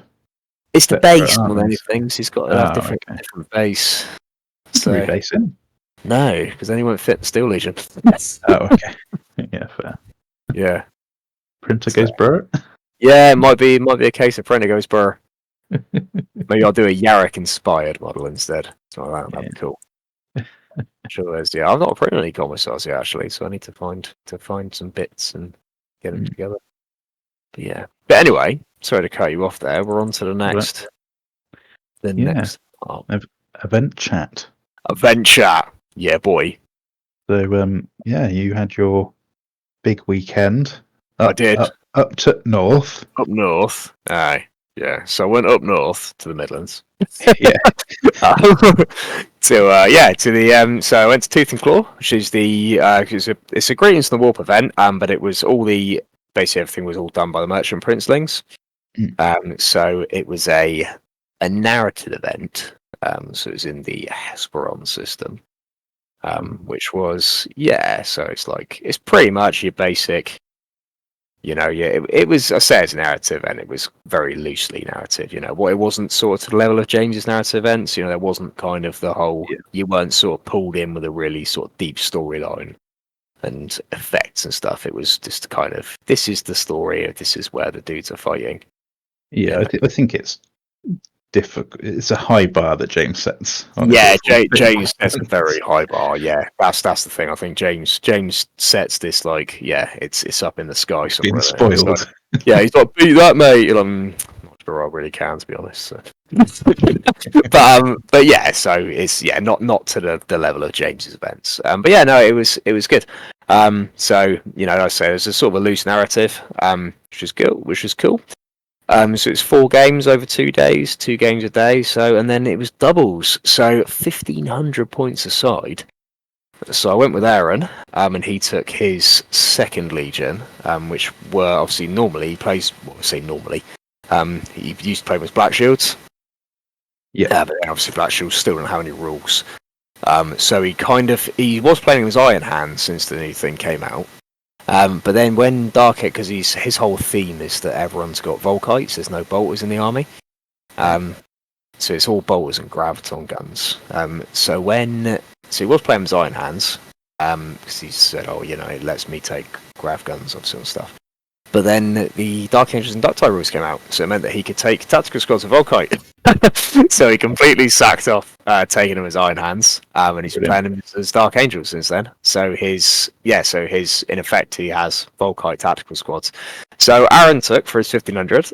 He took the theme of the whole list was Drillfest. So he's been saying that we're going to go to and this has been going on for like a year, saying that we'll do. Some point do a doubles event and we'll both take just a shitload of drills. Nice. So then this came up, we got a ticket and we're like, shit, guess we've got to do drills.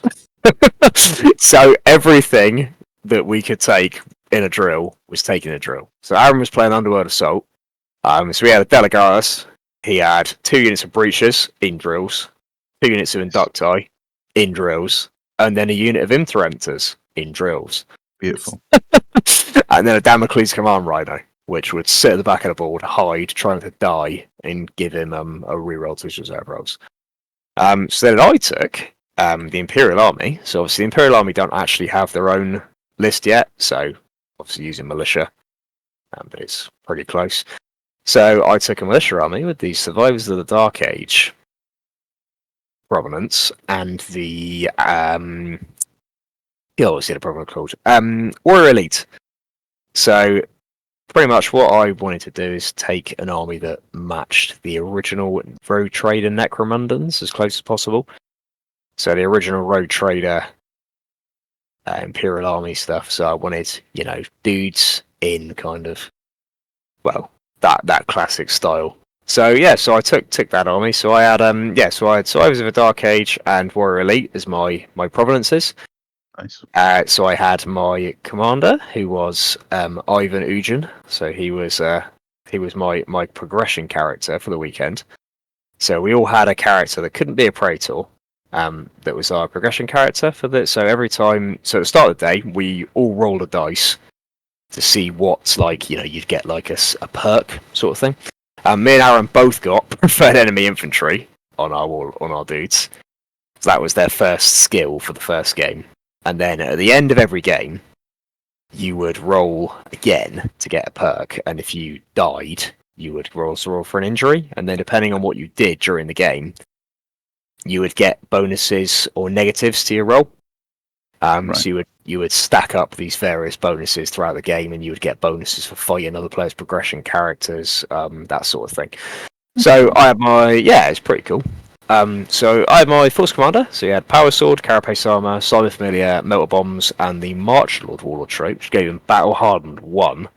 And then also meant that I passed my first pinning test every turn, which I completely forgot about and never ever used that.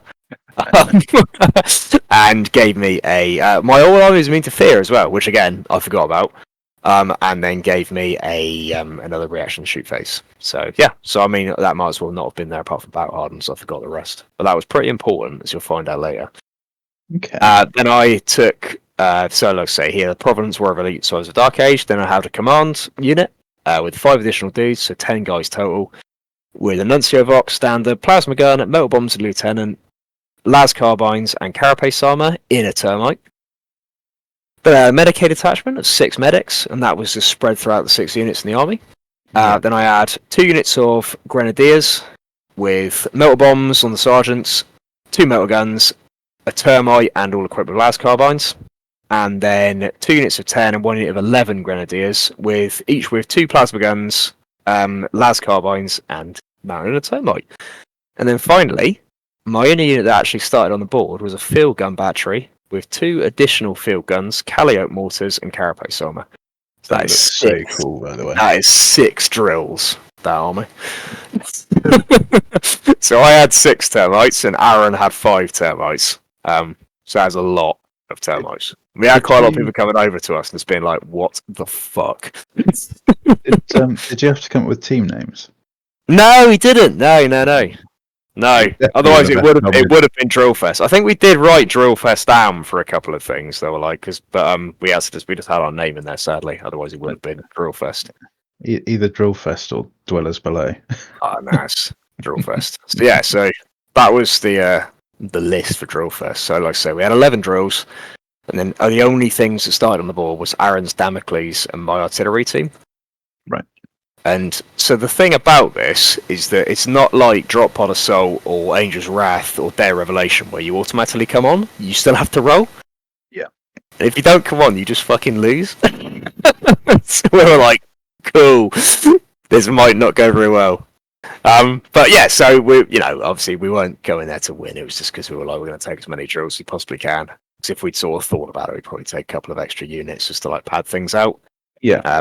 But like it was like, nah, I'm taking fucking drills. So good man. Yeah. So first game was so for the first round they did the matchups where similar to how James did it. I think James rubbed it off somebody else. is you have kind of, you just have the table numbers, and then both of you put your commander on the table. So one team puts one commander, one team puts another commander, and then you play that team who's put their commander on the table. So we went up against Sam and Pete for the first game, and I don't think you've actually met Sam and Pete, have you? They're kind of, I think they're sort of Midlands based somewhere. Really nice pair of lads. I've played both of them before at Greens events before. So Sam's got a really nice Emperor's Children army. In fact, first time I played him was when he just got into Heresy. I think he's played 40k for quite a long time, but he'd sort of just kind of taken a plunge into Heresy and like painted his first like 2,500 points, whatever it was. And they're so nice, Emperor's Children.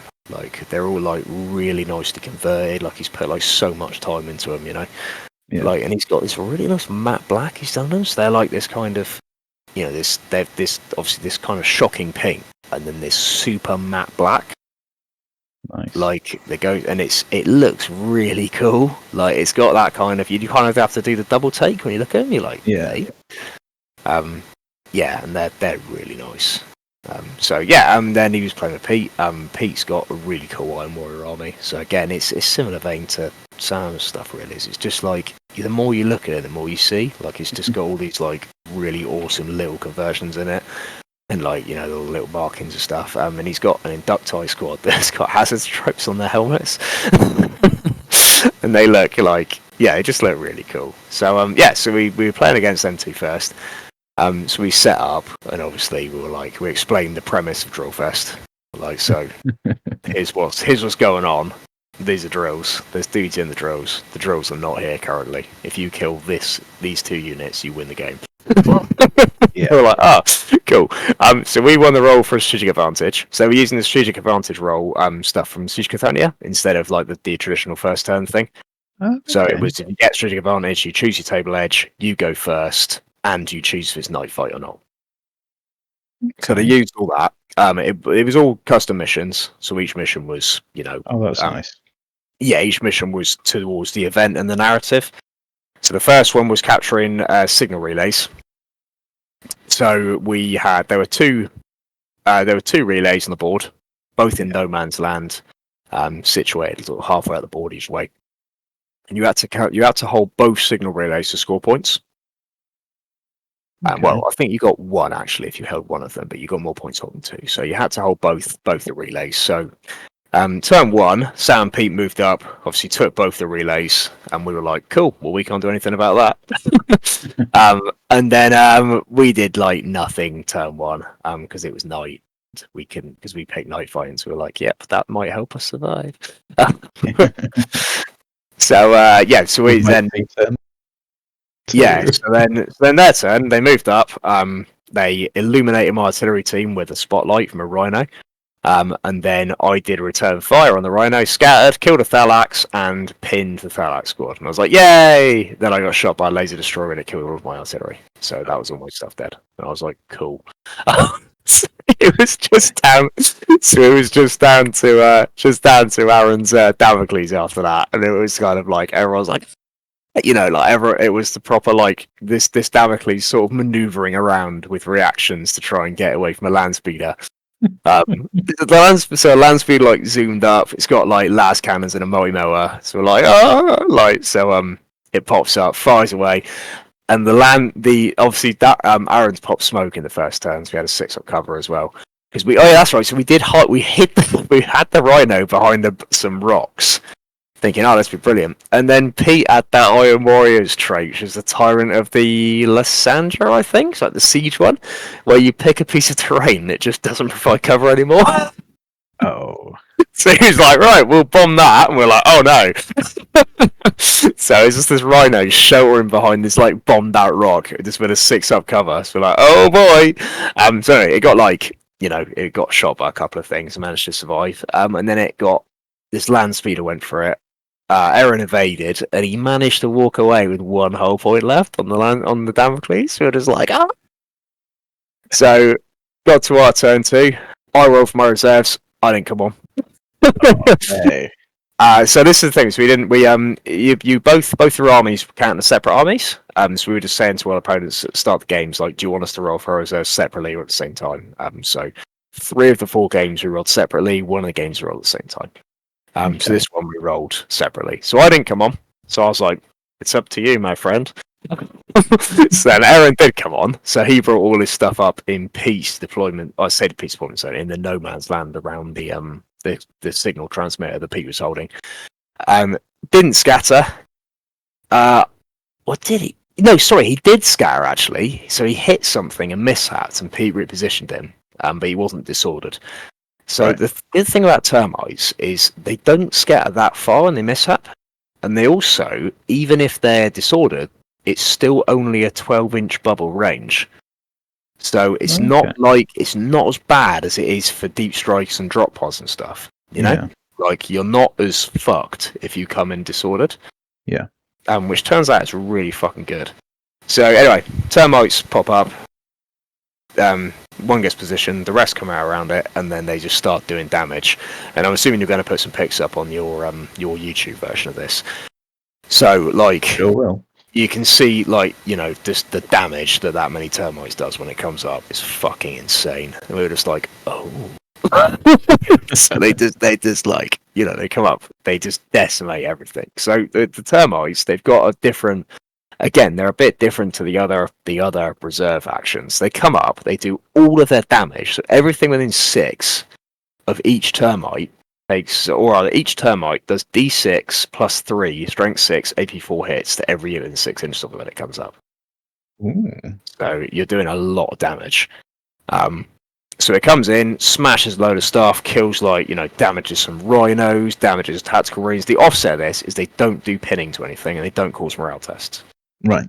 So you don't knock people, you know, you don't necessarily pin anyone down, but you do a lot of damage. So they come up, smash a load of stuff up. Like killed another Thalax. This Thalax squad had a terrible time, by the way. It's just Pete had a single Thalax squad that he took that was just like floating around trying to do stuff, and they just had a shit time of things. They ended up like running away most of the game. So another one of the Thalax died from that. Like loads of tactical marines died. Like damage to rhinos, damage to the Vindicators.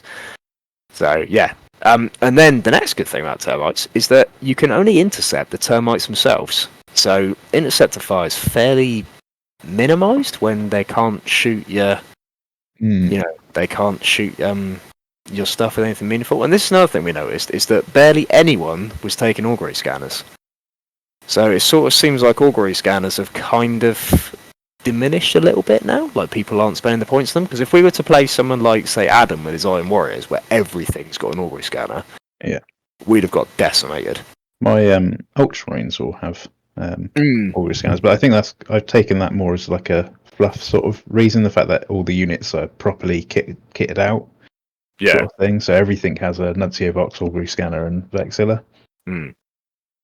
But, yeah, you carry on. Yeah, so there wasn't a lot of augury scanners. So anyway, took a couple of hits and stuff. Didn't really do much. I think one termite died, and then the dudes got out, and then they weren't pinned, so carried on. So then after the termites will come up and they've been intercepted, the termites can then all move, and the dudes can all get out. So, you know, the termites roll around, they do a bit of ramming, some of them just move along a little bit, because they've all got a 3-shot melter on them as well. So they come up right next to everything, then it's a 3-shot, 6-inch range melter on each one. So Aaron rolled out a lot of dudes, and they just started, like, firing away at Pete's stuff, killing some more things. The Interruptors got out. The Interrupters are really fucking scary when you get a unit of them out right next to like a big scary HQ or something. So yeah, and then it was obviously on to shooting. And yeah, it just like, you know, just that many guys like coming up right in their face is just like really good. Like there was a lot of you know, sort of back and forth. Like Pete got a really good bit of fury off. Right. So Aaron shot his tactical squad with an Inducti squad. So obviously they've all got Volkite, the Inducti. They pretty much wiped out a tactical squad. But Pete had done a bit of fury, so he shot back and pretty much wiped out the Inducti. And they had trap the ball as well, so they then pinned them. So like, yeah. So it was like a proper sort of barrage. I think the biggest thing was Pete used his evade. With something else. I think it's some what did he use evade against? something. I think it was some metals of a drill, which didn't really do anything. And then they just got ruined by the Interrupters. So the Interrupters just wiped out the command squad. So it's a Cataphracts type command squad, and they just got destroyed by the Interrupters. So all that was left was Pete's dude. Actually, it wasn't a command squad. It must have been a normal Terminator squad because it had a Forged Lord leading it. So it would have been a normal Terminator squad. But they all got wiped out. And then the Forged Lord got killed by a melter gun. So so he went down. So Pete's had a pretty terrible time. Meanwhile, Sam's obviously on the other side of the board with nothing to do. Because I wasn't there, there's like a whole Emperor's Children army doing nothing. So he jumped his assault squad over. They tried to come over and help. But most of his army was just sat there not doing anything really. Yeah. So yeah. So it was kind of like so then the assault squad jumped on over, did their thing. And sort of got into combat, started fighting. And then we rolled for reserves again. And I don't think I turned up. So, oh no. Yeah. So I was like, cool. Not here again. So yeah. So then it was just Aaron getting beaten on by as many Emperor's Children could get over there, and what was left of the Iron Warriors. So then all bailed out of their transports and started attacking. So although he'd done a lot of damage to them, he killed the Vindicators, he killed some Rhinos, he killed a lot of the Tactical Marines, and he killed the Terminators. What was left, plus the Emperor's Children, was still pretty scary, because once you've got out of the drills, all your teeth are gone, if you know what I mean, and obviously you haven't got particularly hefty dudes in those drills. You've got no Terminators or anything like that. Yeah. It's all dudes in power armor. So they started getting smashed in. I think what probably actually won us the game, funnily enough, was Pete jumped his assault squad over a Rhino, and two of them landed on top of it. It was a destroyed Rhino, so obviously it's dangerous terrain. Yeah. And he was like, it's going to be dangerous terrain test, isn't it? And he was like, it'll be fine. So we're like, okay, so he lands on it, no problems, no damage, dangerous terrain. He then charges them, a Breacher squad, and rolls 2 1s for both those assault marines, and both of the assault marines were holding the power weapons in the unit. Oh no! So both of them died, and it was like, oh. So that really it meant that Aaron did Angels of Death with his unit, which makes him fearless. So it just meant that that turn they were fearless and fear, so they held on. Yeah. So yeah, that probably was what changed the game, because if that hadn't happened, the assault marines would definitely have just smashed that unit in and swept them. Yeah.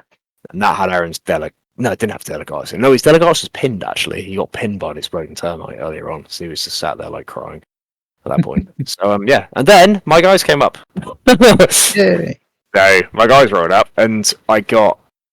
So, Sam had his Palatine Blades just, out in the open. So, his Palatine Blades and a Chaplain. It basically, his army was set up with a lot of holes in it, so I could throw stuff in there. So, my first termite came up, didn't scatter. And then all my others came up in a circle around these Palatine Blades. And I just annihilated them. They took... Because it's 6 termites worth of hits. So it's 6d6 plus 18 hits. Goodness. Yeah. All winning on 2s. And obviously, we've got 2 up saves, but it's a lot of damage still.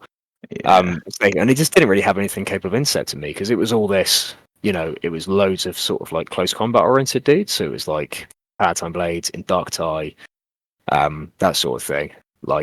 They're all really powerful combat stuff, but not really anything that could intercept a drill. Right. So all the drills just rolled up and just decimated them. Did a ton of damage to Inducti, a ton of damage to Tacticals, a ton of damage to the Palatine Blades. And then my guys got out, damage to the Dreadnoughts as well. So he had some Dreadnoughts. And then my guys all got out, and again, just for malicious shooting, it was hilarious. So I did 2 wounds to a Dreadnought with 3 wounds to Dreadnought with melter guns. Just jumped us with grenadiers holding melter guns. I killed the Chaplain with a drill, so he just got gunned because he was the only one left after the Palatites took a load of damage. So he got gunned down with a melter gun from a drill. The Inducti just got pumped by various shots and plasma guns and what have you. There was only 2 of them left. And then so yeah, I did a ton of damage to him that turn. It was like really savage. It was like, oh shit, sorry. So then Sam's turn, he charges me with what's left. So the Dreadnought charged my Grenadier squad with 2 metal guns. They shot it, got it down to 1 wound with metal guns on Overwatch. So I was like, oh! And then the Inducti charged into my Grenadier squad, who overwatched and killed some more of them. And then it got into combat. So in combat, the Dreadnought kills 3 of my Grenadiers, and then the Grenadier Sergeant grabs his melter bomb, throws it, 5 to hit, ideal, rolls the wound, gets a 1, but it's armor bane, rerolls, gets a 6. Sam fails a save, Dreadnought explodes. Oh my goodness. It's like, holy shit! So yeah, so this Dreadnought's like just exploded everywhere. He killed like 2 of my dudes or something, probably more actually, probably like 5. But he actually didn't kill anyone in that squad. He killed dudes in the squad next to him and not that squad. And that squad was, I was like, fucking absolute heroes. So they're like, yeah, boy. And then up the other side to this Inducti squad, or what's left of the Inducti, there's only 2 of them left, has charged my Plasma squad. I say Plasma squad, there actually weren't any Plasma guns left, and they both exploded at that point. But anyway, charges them, and I was like, right, challenge. So my sergeant pulls out his combat knife, because the Grenadiers all come with a combat knife and a pistol. Right. And he fucking stabbed the Inducti sergeant in the neck and killed him. The rest of the squad all got killed by the single Inducti who's left. But that was okay. I was like, I'll take that. Worth it. Yeah, so he killed him. Yeah, and then after that, it was just kind of on my side, like I say, I just sort of broke through really with the army, and then Aaron sort of he just tidied up what was left of the Iron Warriors, and it was a pretty decisive victory in the end. Like they had a unit of tacticals. It was another unit of Inducti, I think. That's hard to spoilers. No, tell a lie. The Inducti, that wasn't the Inducti. That was a spoiler squad that he killed the sergeant for. The other one, the Inducti were the other ones. And they actually were running away, so I rammed them with a drill. That's even more impressive. So the squad sergeant managed to take out a full-on space marine, not just some child soldier. Yeah, I mean he got crushed afterwards by just another full-on space marine. Well, still, yeah. So it ended up like some absolute crushing victory at the drill fest. But like, obviously, my description's probably not been that good, to be honest. Now I think about it, because it was such a fun game. Like everything was just so. It was. All of us were just laughing like fuck the whole way through.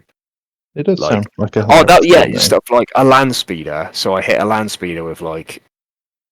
It took like 30 hits or something stupid from the drills coming up, and just got crushed by like all these drills coming up. But yeah, it was just so many like really funny things. Or like Aaron blew up say his Delegatus pins, he blew up like a rhino and it pinned him. It was just like just loads of like, and these Thalax, like this 3-man Thalax unit just had such a terrible time. So they got pinned turn 1 by return fire. Then they took like a hit from someone else and lost a dude, and then ran away, and then lost a dude from someone else and ran away.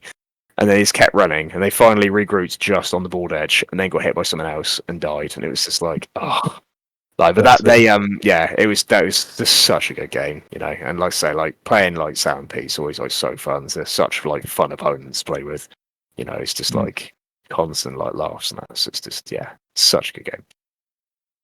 Okay, so moving on to game 2 then. So game 2. We played against Sam and Deck. So they were playing Sons of Horus and Alpha Legion. So I'd actually already come up to them before, so I'd seen Deck's Sons of Horus army, and I really like the green that he put on them. Right. So they were like proper, like he's like green in his like face and his highlights. Now I don't know, something about that. It's like it looked like the sort of the perfect Sons of Horus color, if you know what I mean.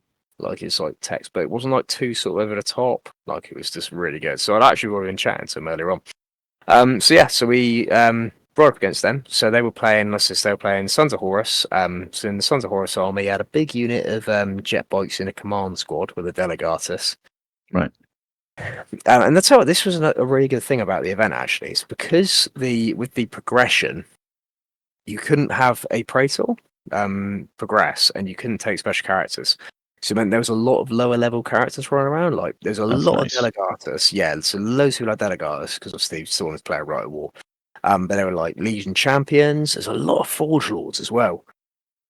Okay. So people, because I think probably because a Forge Lord is like he probably the second most killy character, I think, after the Praetor, because he's got the Machina array.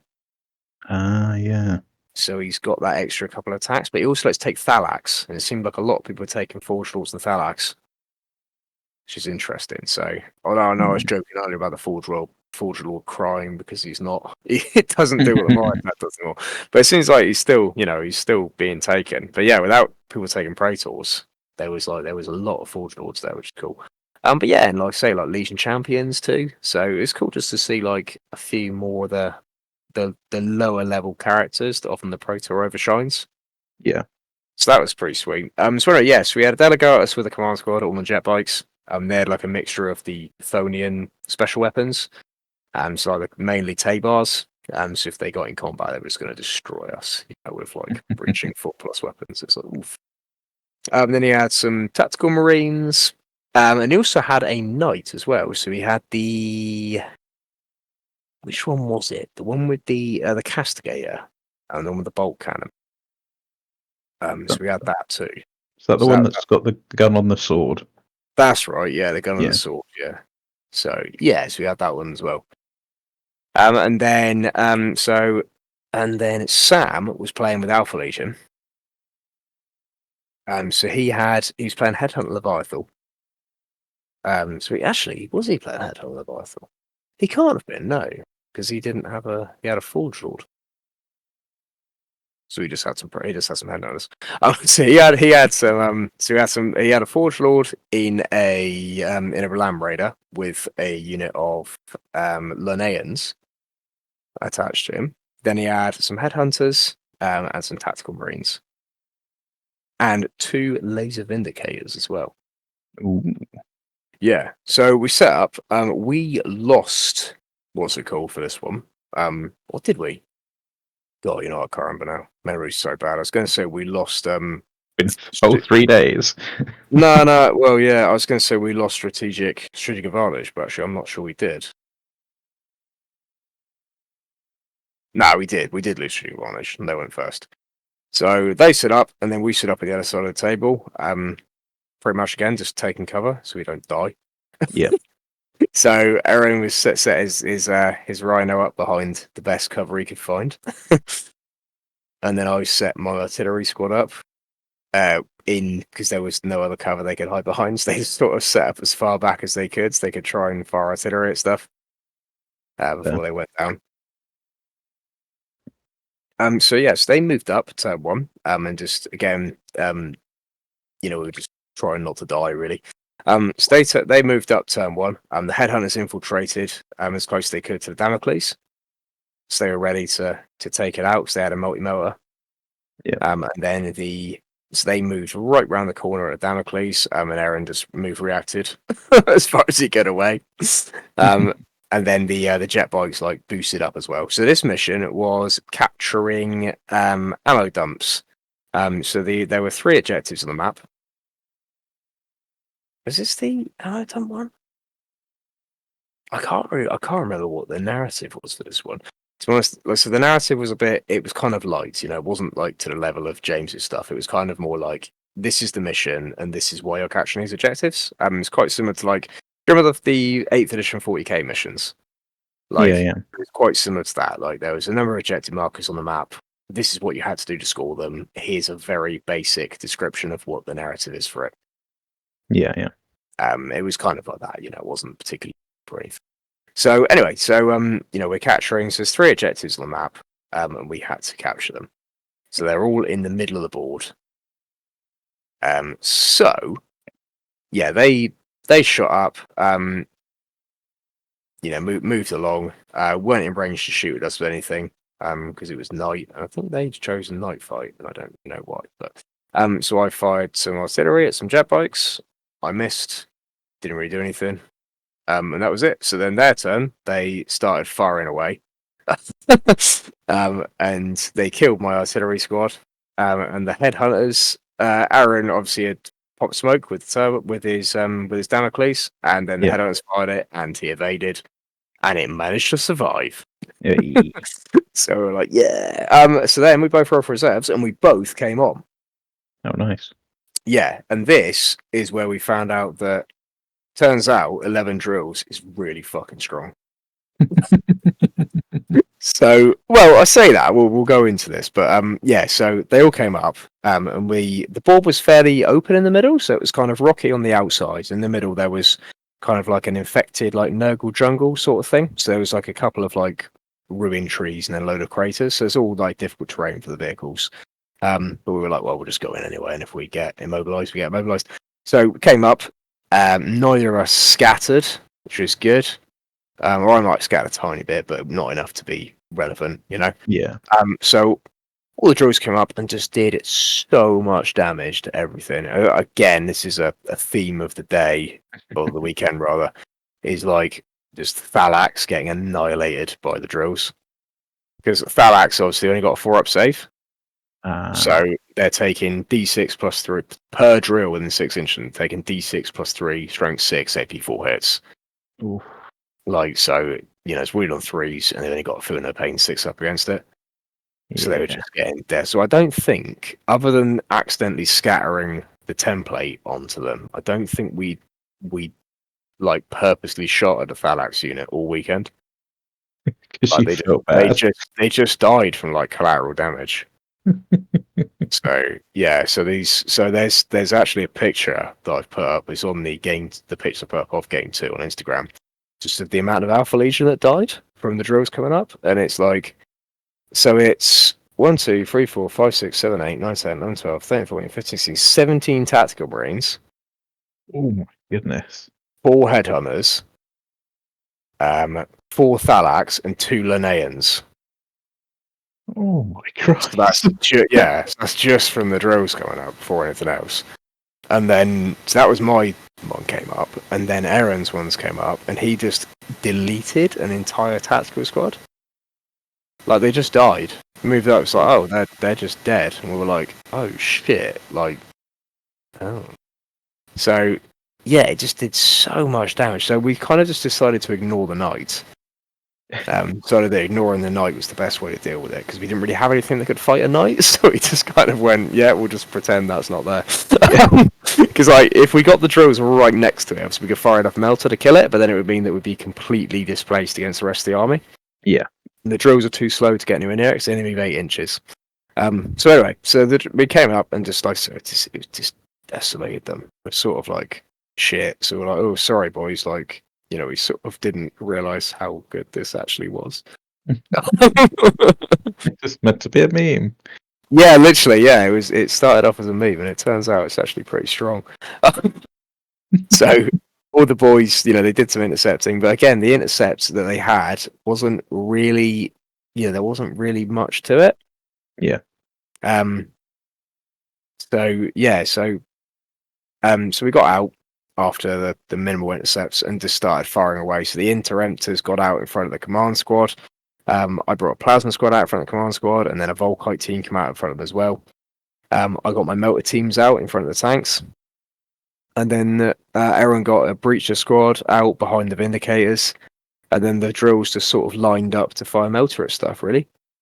So it's a really cool move that Sam did. So what he did is, I went to shoot his Land Raider with a termite. It was right next to it, ready to melter it, and he smoke and mirrored. So he smoke and mirrored the entire Land Raider with all the Linneans and the Forge Lord in it. Because the Forge Lord did a move react to get back in the Land Raider when I moved my termite closer. So I was like, okay, fair. And then so I had like a couple of drills and some melter dudes aimed at this termite, targeted it, and it just fucked off. Oh, that's beautiful. And I was like, oh no! So he just moved away and then didn't scatter. So it was just, but obviously with the drills, because they've only got centerline weapons. Yeah. And they're only 6-inch range. So against Alpha Legion, that's like 2-inch range.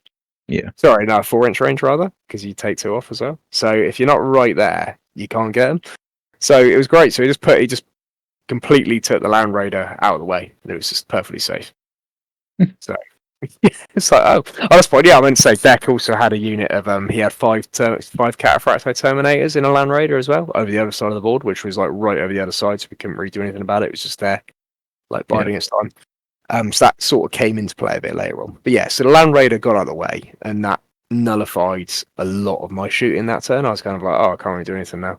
I've got, I say I can't do anything. I couldn't do anything in that bit of the board. Like I still had the other bit.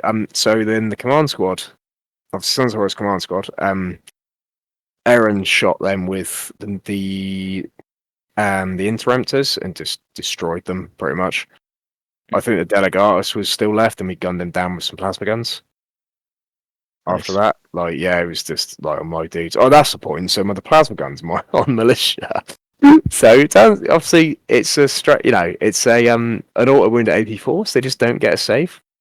If they overheat a plasma gun, you've just got the medic there trying to save them on a 6-up. So it's there this fire extinguisher, like, no! Low trying to save them. Like, I blew up so many guys with plasma. So it's like, oh, that's a 1, and he's dead. Oh. Yeah, which is pretty fucking funny, actually. Pretty good. So I was like, I'm going to fire this at you, but I might die. So a lot. Toughness 4, are they? Toughness 3. Wouldn't they get doubled out by plasma? No, you don't take the damage. You don't take a hit of the strength, just the AP. Oh, okay. You take an automatic wound with the AP of the weapon. Yeah, I've never been in a situation where that's relevant. Yeah. Yeah, but yeah, turns out carrying a plasma gun if you're a grenadier is pretty hazardous. Well, yeah. Yeah. So I probably killed most of my plasma gunners during that game, just firing at stuff. So I'd say that we sort of, again, it's kind of like, what we could aim at just kind of got destroyed really for that first turn. So we killed loads of dudes. So then it went back to their turn. And these 2 Land Raiders then trundle up. They're just full of Terminators. We're like, oh no. So they got out and started looking like menacing, So I was like, and then they destroyed the termite that had my command squad in it. And you took that personally? And I took that personally by bailing out and then being pinned with that command squad. I was like, oh. So then they charged my command squad, and I was like, you're right, we'll have this. So we had a challenge between my warlord, Ivan, and his Cataphracti Forge Lord. So at this stage, obviously, we've got a few, because we've had our progression stuff from the start of the day, and then we've had a progression thing from the first mission. Yeah. So Ivan at this point had a Murderous Strike las pistol. So because I got any weapon can have Murderous Strike, and I was like, oh, I'll put on the power sword. And I was like, no, it'd be funnier if it was on the las pistol. So and then we're like, oh, you can use that in combat, can't he? As a close combat weapon. So I pistol whipped the Forge Lord. I was like, yeah, I'll take the challenge. So I pistol whipped him with a Murderous Strike las pistol, and I got a wound off with it, and I was like, ah! So, but then he passed his save. So, because it's AP nothing. So I was like, oh shit. And then he just got fucking flattened by this Forge Lord. Oh, that's a shame. Yeah, I know. It's very sad.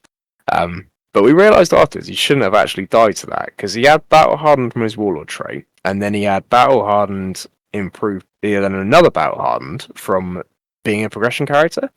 Right. So it sounded like they all got Battle Hardened. So he was actually Battle Hardened too, so he shouldn't have got doubled out by Strength 8, which is sad. But poor Ivan. He was slain, so he was crushed. Forever in our memories. Forever in our memories. And then the rest of the squad obviously just got cut down by Terminators.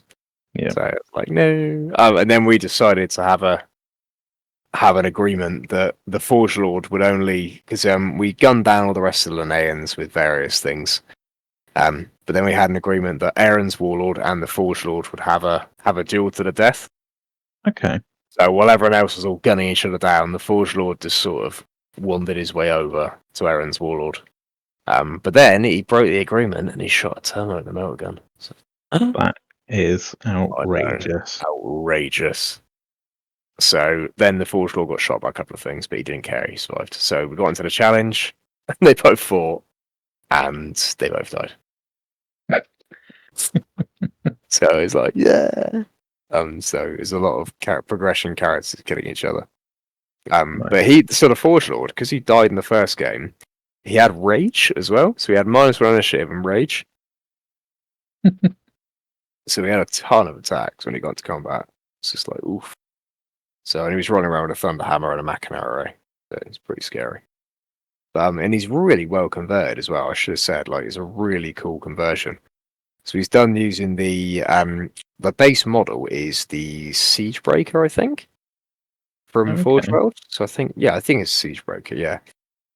So that's the base, like the Forge World exclusive one. So it's the base model is that, and then he's got a backpack. He's got shoulder pads they're either 3D. I think they're 3D printed. But they've got like some, they've got like Hydras and stuff on them. They look really cool.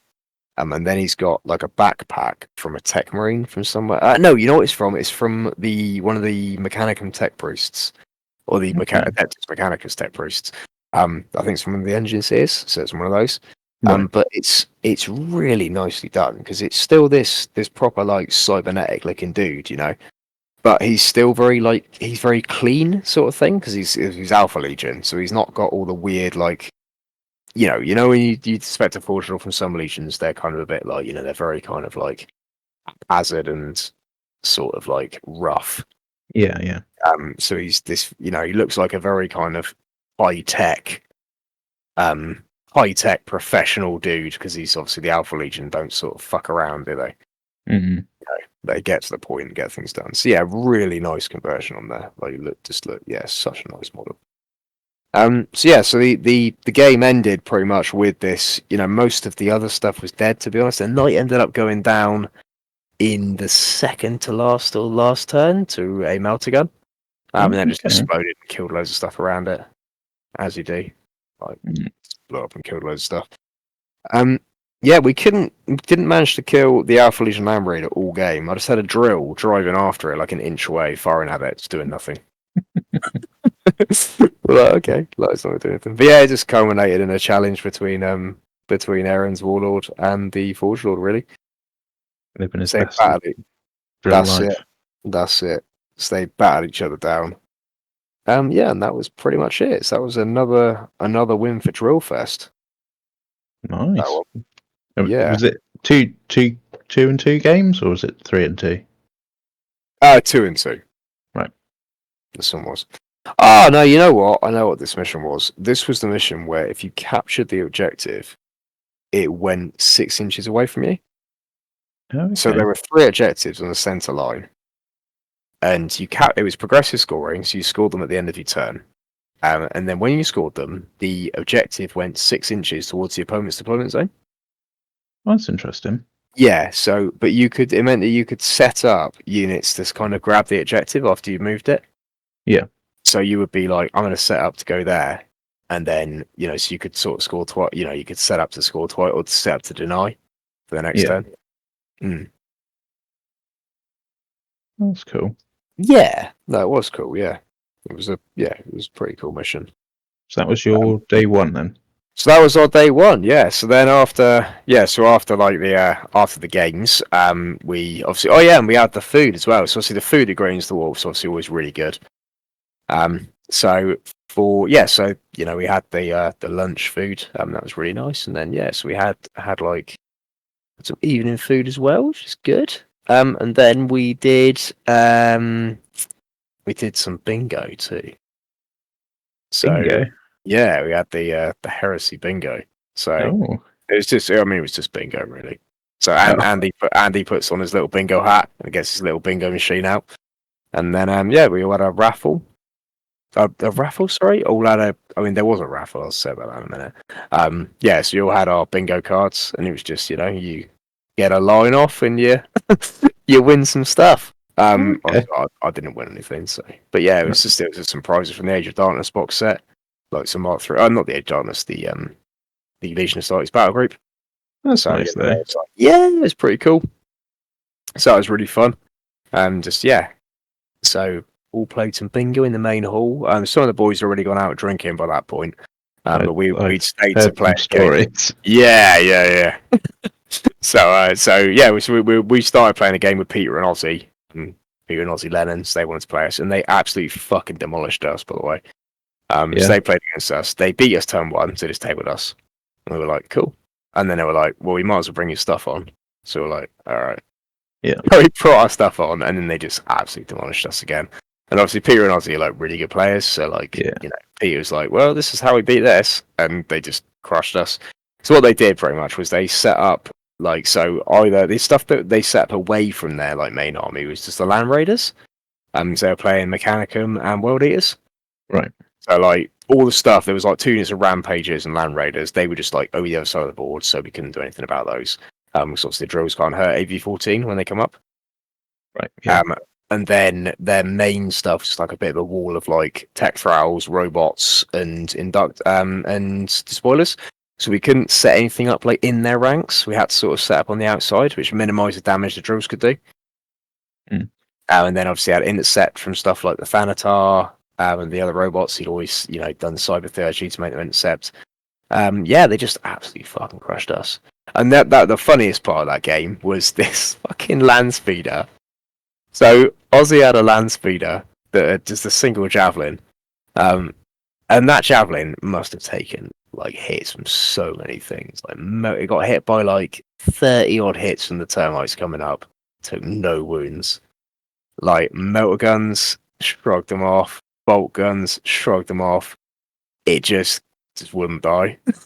It was so funny. It like charged the unit and like wiped them out. Like. Because he gave it a chain axe, because obviously they come with a chainsaw, the javelins, they can take a chain axe. So yes, he's rolling around the chain axe. Yeah, he just charged on Aaron's units and wiped them out. Fantastic. It's just like, oh wow. So we were sort of stopping the game to play bingo, and then carried on, then played another round of bingo. Got crushed. So yeah, we had a really fun game, Peter and Ozzy. So like that was really funny, and it was just kind of like good opponents to play against as well. Yeah, so it's just like one of those where we were like, well, we've definitely lost. Oh, because I didn't turn up to begin with. So Aaron turned up turn 2, and I didn't. So I was just like walking around the room and chatting to the other boys and like drinking coffee and that. Because we were going to try and play a game Bob and Neil as well, but it went on for a bit longer, so we didn't. But yeah, they were out hanging around, just like watching the game. So I was like, oh. And then so like obviously you were saying about the boys going out drinking. So like Jack Eldridge been drinking since like 9 a.m. Like there's a point where he's just like leaning on me. And he's like, like, you know, and I was like, you're right, mate. And he's like, I was like, you going out after this? And he's like, yeah. I was like, fucking hell. So I was like, oh yeah, I'll see you out then. And then by the time we got out, Joe and Adam were already out to carry him home to his hotel. Yeah, I heard he had to get physically carried. Yeah, it was like proper fun. I'm surprised he made it out, to be honest, because he was so wrecked.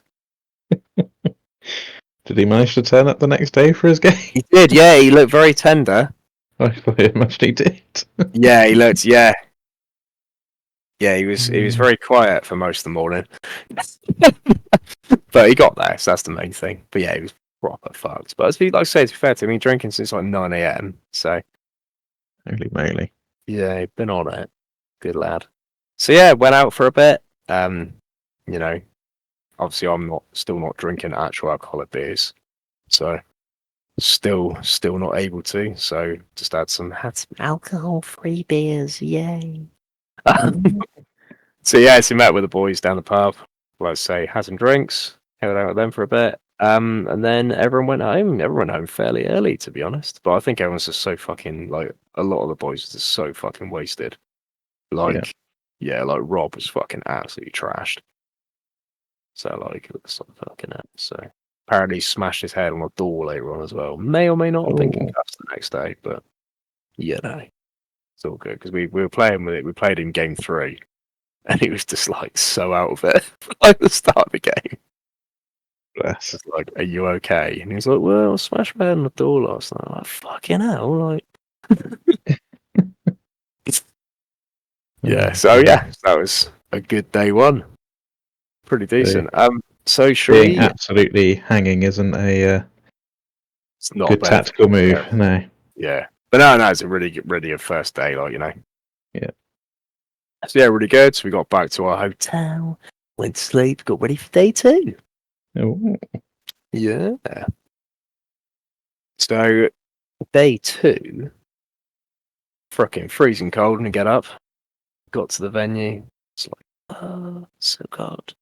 Smashed a couple of coffees, ready to play. So we ended up playing against, because we wanted to, they were saying like, oh yeah, it's like no grudge matches because it's just too fucking difficult for the system. Because we were hoping to. So because I said to Rob and Rob, so Rob Jardine and Rob Barrup said, well, we'll play you game 3 because Rob was there at the last event, and he was getting a lift with me and Aaron.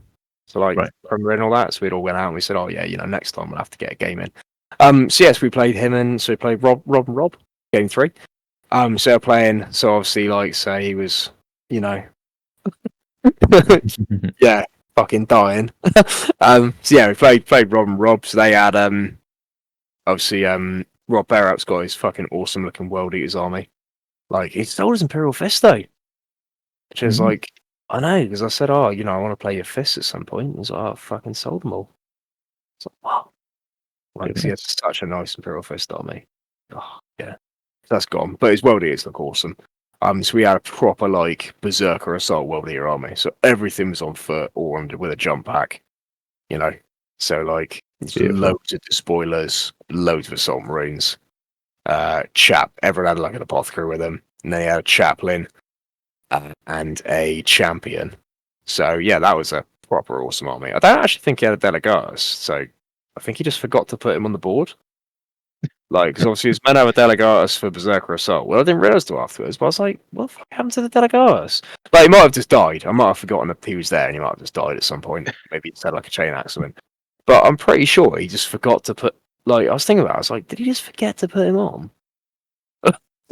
So I don't know. So there's sure the Delegatus there somewhere. And then Sons of Horus as well. So so Rob's Sons of Horus, which are like really nice. He's done it. He said he smashed them out in like 2 days as well. Yeah, I know. They look like really good. So yeah, that was sweet. So anyway, so we lost strategic advantage on that one. So we set up. Did we lose strategic advantage? I can't remember again. So the mission was there were 5 objectives like scattered around. So there's 1 objective in each deployment zone, and then 3 objectives in no man's land. And you've got it's progressive scoring again, and you've got to capture those objectives. So each one in no man's land is worth 1, and the one in your opponent's deployment zone is worth 2. And you get none for holding your own one. You can just deny the enemy from getting it. So we set up, and we had we had the Damocles carrying away against. We ended up on the same table as the day before. Oh, okay. So I say we did want to play them anyway, but we didn't actually get the grudge. It just ended up we were playing them anyway, so it worked out pretty well. So that was ideal. But yeah, so played the same table again. So we set up in the same little hiding spot as we did last time. The Damocles hid behind the wall, and the artillery unit deployed as far back as they could. Like literally right on the back corner of the board. So we're like, so turn 1, they just ran up with everything, and then I fired a couple of shells and some World Eaters and didn't really do anything. I think I just scattered off, completely missed actually. And then turn 2, the World Eaters drop troops all came down, so they had like a load of jump pack dudes in reserve. Yeah. So they all like dropped down, and they didn't scatter. So it's like, oh shit. So there's just 2 massive units of assault marines right in front of me. So a unit of 20 dudes and an apothecary, and then a unit of 20 dudes with an apothecary and a chaplain and a champion in there. Okay. So I was just like, oh shit. So I did an intercept and managed to pin one of the units with the mortars. So I was like, oh fuck, Chloe might survive. So they pinned this unit of assault marines. And then the other unit of assault marines went to charge me, and I pinned them on Overwatch. Oh dear. So I was like, oh wait, did I? No, actually, no, I pinned. So I lied slightly there. Oh no, did I? Yeah, no, I think I did do it in that order. Yeah, I think I pinned 1 unit in Sept and 1 in Overwatch. I think. Yeah, I think that's what happened. So yeah, anyway, I ended up not getting charged by World Eaters. By like fucking just luck, pretty much. Yeah. So I was just like, shit. So then our turn 2, and our reserves didn't come on. Oh. Neither of us came on, and we were like, oh no. So this was the game when we were playing them as a single reserve role, because we said to the boys, what do you want to do? And they were like, oh, you play a single. So we're like, yeah, sound. So nothing came on. We were like, shit. So yeah. So obviously one unit of assault marines is pinned, but the other one's not. So we're like, fuck. So they like rolled up and started fucking shit up.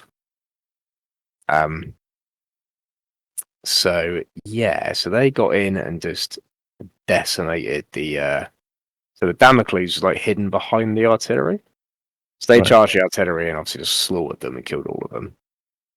But couldn't get to the Damocles. So we're like, yeah. So meanwhile there obviously all their dudes had just stood in the rest of their army stood on like all the objectives, holding all the points. Yeah. And then obviously they took our home objective as well at that point. So they had that too. So they were like well ahead on points. But we were like, all right, it's fine. The drills will come in. Roll reserves. Didn't come in. Oh. They were like, oh no. So they so it was like, oh shit. So the you get to re-roll it as well because of the Damocles. Yeah, we failed. Oh my god. I know. Yeah. Yeah, it was a lot of 2s rolling into 2s. We're just like, fucking hell. So then the Damocles got the Damocles got charged, and then they were like, "Do you want us to bring your stuff in anyway?" And we're like, "Well, you know, I don't know." Oh no, we said, well, you know, we were like, it pretty much came down to they were like, the only way you can win is if you ram us with Damocles. So we're like, all right, we'll do a leadership test, which we did, and they passed. So we're like, cool, well, we've lost. And then we're like, I'll just bring your stuff anyway. We're like, oh yeah, let's bring it on. So we brought all our stuff on. And then we had to pause the game. So Rob Bear go and pick up his missus from Premier Inn because we were like way ahead, obviously, because we'd had loads of really quick turns. Like we were way ahead of everyone else. So we were just like, oh yeah, cool, sound. So we all just like sat, sat around for a bit, like letting Rob Jardine obviously recover from his hangover. So like just sat around, had some coffees, wandered about, looked at all the other boys' tables and stuff. And like, it's like a really good like level of hobby and everything. Oh yeah, shit, that's the point. Yeah, I didn't talk about like the so for like they did armies on parade in the morning of day 2. Okay. That was like first thing, did armies on parade. And like the standard of like hobby in general was just like so good. So like it was like the vote for that was for like best painted. So as opposed to like, sometimes I just do like favorite army. So it's best painted. So but like it's so hard to like choose best painted, because like I mean the thing as well is like I tend to find the stuff that's like amazingly painted is often not as nicely converted. Right. If you know what I mean? Because there's some armies there that are like beautifully converted. Like you got like Denny's Dark Mechanicum, which is just like fucking insane. Like every model is like just like a labor of love, and it looks so good. And like obviously, it's not painted to like it's not painted like an heavy metal style sort of thing, or like a sort of classic heresy style. Like it's very like sort of like dark and dirty kind of thing, but it looks amazing. And although you might compare it to like another army that's like not. I guess that like you need to have another army that's been done to like a real high technical standard, but it's a lot more stock. If you know what I mean, like there's not a lot of like versions on it. It's kind of like the models are fairly, they're fairly like standard models, but they're painted to it. So it was really hard to like choose anything to vote for. But just like the quality of the models was just fucking amazing. Like on pretty much everything there, That's good. Yeah, it's like really, really cool just seeing like everyone's stuff. It's just, yeah. It's always nice to see an event when you got that, but at the same time, it can be a little bit humbling as well. Because you'll be like, oh, am I the worst in here? Well, yeah, but like, I think I don't know. I don't really see it like that. I turn up with an army that I've done to a standard I'm happy with. I'm not. I know what you're saying, I suppose, but I don't really see it like that. I just see it as like, oh wow, look, this is really awesome. Like everyone's done just like some really amazing stuff I put out there. Yeah. So yeah, that's good. Anyway, so we gone around and looked at all those. So and then anyway, so then we waited around for ages waiting for waiting for Rob Barrett to get back. Because it turns out the motorway was blocked because there'd been like a crash, so it took fucking ages for him to get back. So we ended up being like ages ahead of everyone else, to having to like proper rush out the last turns to like get the game done. Bit of a shame, really, because like, you know, if we just said, "Oh yeah, you boys win," it would have been fine. Because we, you know, they'd won anyway, so we're like, "Oh, well, you boys just have to win," sort of thing. But we're like, "Oh yeah, we'll try and play the game out." So it's just a bit of a scrabble, really. It's just a bit of a shame because it just seemed like, you know, with everything, you know, like say having to stop the game and that, and then hangovers and stuff, and there was other bits we kept having to stop the game for. So it's sort of, it's a bit of a scrabble, really. So it'd be good to have a decent, you know, it just meant the game wasn't as like, none of us really got into it as much as we probably would have done. So anyway, it just kind of like, you know, we all had to play really quick, and it was kind of, and then like, you know, someone would have to go away to do something, so it'd be one of us playing for both of, you know, for our ally, or one, you know, and then someone would come back and be like, "Oh, where's my stuff?" Because like Roger Dean had to go off for a minute, so like Bear Up was rolling all his saves, and meanwhile I was using Aaron's stuff because Aaron had to go off as well.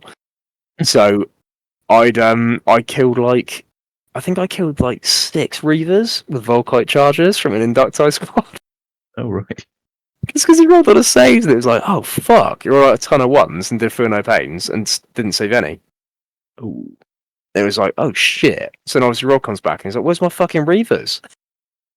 It's like, "Oh yeah, they're dead." Sorry, pal. Yeah, it was like, oh yeah, shit. So there was, it's a shame, really. It's, you know, we didn't really all get to get into the game as much as we probably could have done. But yeah, it's still a really cool game. You know, I'd like to play them both again, really. You know, we've got a bit more time, we can all get like a game in, should be good. Their armies are so nice, you know, they're all really fun to play with as well. So yeah, it's just a shame, really, because I think we were all really keen for it when it started, and then like, because it was all like, you know, everyone was sort of coming and going, and that it just detracted from being able to really get into the game. So it ended up with, it ended up with we had a challenge between Ivan, obviously my warlord, and Rob's Sons of Horus Delegatus with his Thunder Chainsword. So he got, obviously, Ivan took 2 wounds from a Thunder Hammer and just walked it off, because at this point he was battle hardened 6 in a challenge. Oh, boss. Oh no! So he just got lamb on his Thunder Hammer, and he was like, "Nah." I was still trying to strike people with a pistol, and it just didn't do anything. Ivan the Mega Chad. Ivan the Mega Chad, yeah. And then Aaron's Warlord came in from behind and just punched the Delegates in the back. The sucker punched him. So, killed him. So Ivan survived, but didn't win the challenge. So, and he was like, "Haha, my tactical genius strikes again." So by the end of that one, we lost pretty convincingly to Rob squared. But like, you know, we would have given, even if we'd won on points, we would have given them the win, just because obviously they did technically table us. Yeah. So, you know, we'd have been like, even if they'd won, even if they'd lost on points, we'd have been like, well, obviously you boys have actually won because you just smashed us. So, Yeah. But yeah, I think it was like 13-8 or something, the end result, something like that. So, okay. Yeah. But yeah, like I say, it's just, I think it was just because the game kept sort of stopping and starting. It probably wasn't as enjoyable as it could have been, just because none of us really got into it. Right. But yeah, bit of fucker. But yeah. So then we had some lunch, and then we got on to the final game. So the final game was against Alex and Alex. So Another double Alex. squared. A double Alex, exactly. I've actually got it written on my, because I was using my little, because obviously we had to do a lot of like scorekeeping and shit. Yeah. Like I had my little Lord of the Rings notebook that I use for all like the Might Win and Fate and shit. So I was just doing all like the scores and that, and I've just got, for game 3 I've just got Rob squared written on it, and for game 4 I've just got Alex squared written on it. Fantastic. So like so Alex and Alex were playing Alpha Legion, and Sons of Horus. People like Alpha Legion and Sons of Horus. Yeah, there's a bit of that going on. So Alpha Legion Alex was playing Headhunt Leviathan. So he had no scoring units at all. So he had a Praetor. Actually, that's the point. Was it Praetor? No, probably a Delegatus. I think it was Delegatus. So Delegatus, whatever that is, because I think he was saying Praetor, but I'm pretty sure it was Delegatus. Anyway, so he had his dude with a Nemesis bolt gun. And he was joined to a 10-man Seeker squad. He also at this stage had Murderous Strike on his Nemesis bolter. Ooh. The Nemesis Murder Strike 5 up as Nemesis bolter. It's pretty sick. So he was like, this guy's gonna be fucking sniping cunts. We're like, oh shit. So we had that guy. Yeah, he's in a 10-man Seeker squad. And then he had 3 units of 5 headhunters, all with mighty motors. And then a unit of 6 full Mentaurus. With a librarian in there as well, a telepathy librarian. Imagine he won't be taking them anymore. Yeah. Yeah, and then a radio dreadnought with double las cannons and an ILOS launcher. So we had absolutely no scoring units, and everything except his full Mentaurus and his the radio all infiltrated as well. So we were like, oh. No and then scoring units, but a lot of pain. Yeah. And then other Alex had he had 30 tactical marines, 2 units of 15. He had a 10 man? No, I think it was like 6 or 7 man maybe. Volkite Culver and support squad. And then he had a Contemptor dreadnought, a Leviathan dreadnought, and a box dreadnought. And the box dreadnought. And an Armiger as well. Oh. Yeah, so this sounds like a hideous team. It looked pretty scary, and then we showed them our army, and they were like, "So you've probably just lost, haven't you?" And we were like, "Oh, maybe." So we had strategic advantage, so we set up. So the mission for this was the traitors have planted nukes on the planet. So traitors were losing at this point. So the idea was that the traitors have got nuclear missiles ready to go off on the planet, and then they've got the little control relays who are scattered over the map. So the traitors had to defend the nuke silo. So they got D3 victory points for holding the nuke silo. And then they got a point for each control thing they held. No, sorry, they got 3 for the nuke silo actually. Anyway, so they got points on the nuke silo, and then they got a point for each of the control things they held. And they were the defender. And then the loyalists were the attacker, and they got no points holding the silo, but they got D3 for holding each one of the control points. So we took turns setting up the control points on the map. So they all had to be in no man's land, and it was hammer and anvil deployment. So they all ended up being quite close together, because me and Aaron were like, well, if we're going to come up in drills, we've got to come up and take all the objectives. So we ended up putting them quite close, and the other guys seemed quite keen to do that as well. So I think their idea was, because they only had 2 scoring units, three with the Armiger actually, they were like, we'll keep everything fairly close together. So we set up, I put my artillery behind one building, and Aaron put his Damocles behind another building. And then the headhunters deployed as close as they could to us, and the Seekers deployed as close as they could. We were like, "Oh boy!" Shocking. Yeah. So Alpha Legion Alex was like, "I think I'm going to table you." So sorry about that. We're like, "Yeah, no worries, mate." So we're like, "It's the way of Drillfest. Don't worry." So we were like fully prepared for that, and he just completely fucked all his rolls. Fantastic. Yeah. So I fired my mortar. So my first shot of the game was I fired my mortar. I scattered 12 inches and hit Aaron's rhino. What? Yeah. So I fired at a headhunter team and it just scattered full and hit a rhino, and I was like, cool. I didn't do any damage to it, thankfully. I was like, oh no. So everything just failed to kill anything really. So the headhunters fired at the Damocles and it got it down to 1 hull point, but it was still alive. The Praetor and the Seekers just failed to do any damage. And then a headhunter team fired at my artillery squad. I returned fire, and did more damage to headhunters than they did to me. Do they not count as artillery then? No, they're not. They are like a special thing, and they can only make the intercept, return fire, and overwatch reactions. And if they're forced to move for any reason, they die. Fair enough. Yeah. So I was like, So I, but I say I somehow we didn't die. We were like, oh shit. So this is when we were doing individual reserves again. And we rolled for reserves and we both came on. And now this is where it became a bit of an issue for them, because obviously they'd set up just to table us turn one. They'd full on set up just to be like, right, look, we're just going to kill your stuff. So all the Alpha Legion stuff, bar the Radio and the Fulmentaris, was in our deployment zone. So we just deployed the drills in their deployment zone. So it suddenly ended up as 3,000 points pretty much of our army against 1,500 points of theirs. Yeah. So we came up, didn't scatter, and just the Sons of Horus just got fucking annihilated. Apart from the Dreadnoughts, everything else pretty much just died. Beautiful. Like it came up, and I'm trying to think what the other unit he had was. It might have been I don't know what it was. I don't know if it was just tacticals or if it was something else like chieftains or something. But so the drills all came up and they did just a ton of damage to everything. Loads of stuff died. The Fulmentaris' librarian died because he decided to take the hits on the librarian instead of the Fulmentaris. Okay, that's interesting. Yeah, which I thought was interesting. Yeah, so the librarian died and the Fulmentaris took a wound. So that was interesting. But yeah, it just did obviously a ton of damage, and it was all going on the Sons of Horus pretty much because there weren't any Alpha Legion in that bit of the thing apart from the Fulmentaris and the Dread.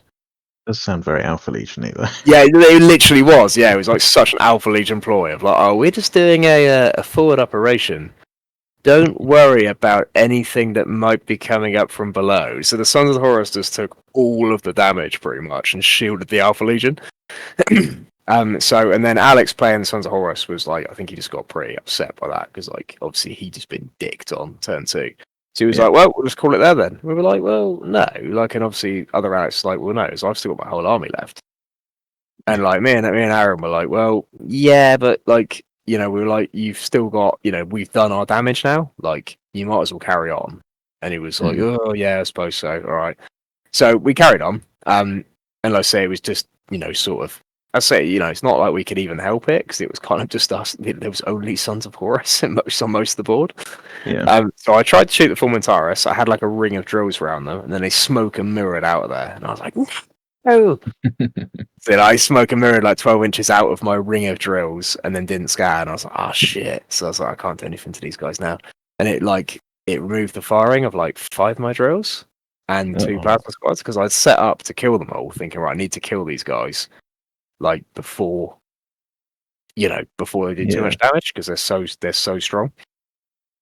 So that sort of I was like, oh shit, like I can't do a lot of those. So meanwhile, down the other end, Aaron's just like wailing on Sons of Horus, and he like wiped out the Delegatus and whatever unit he was in with the Interemptors. I just completely fucking killed him.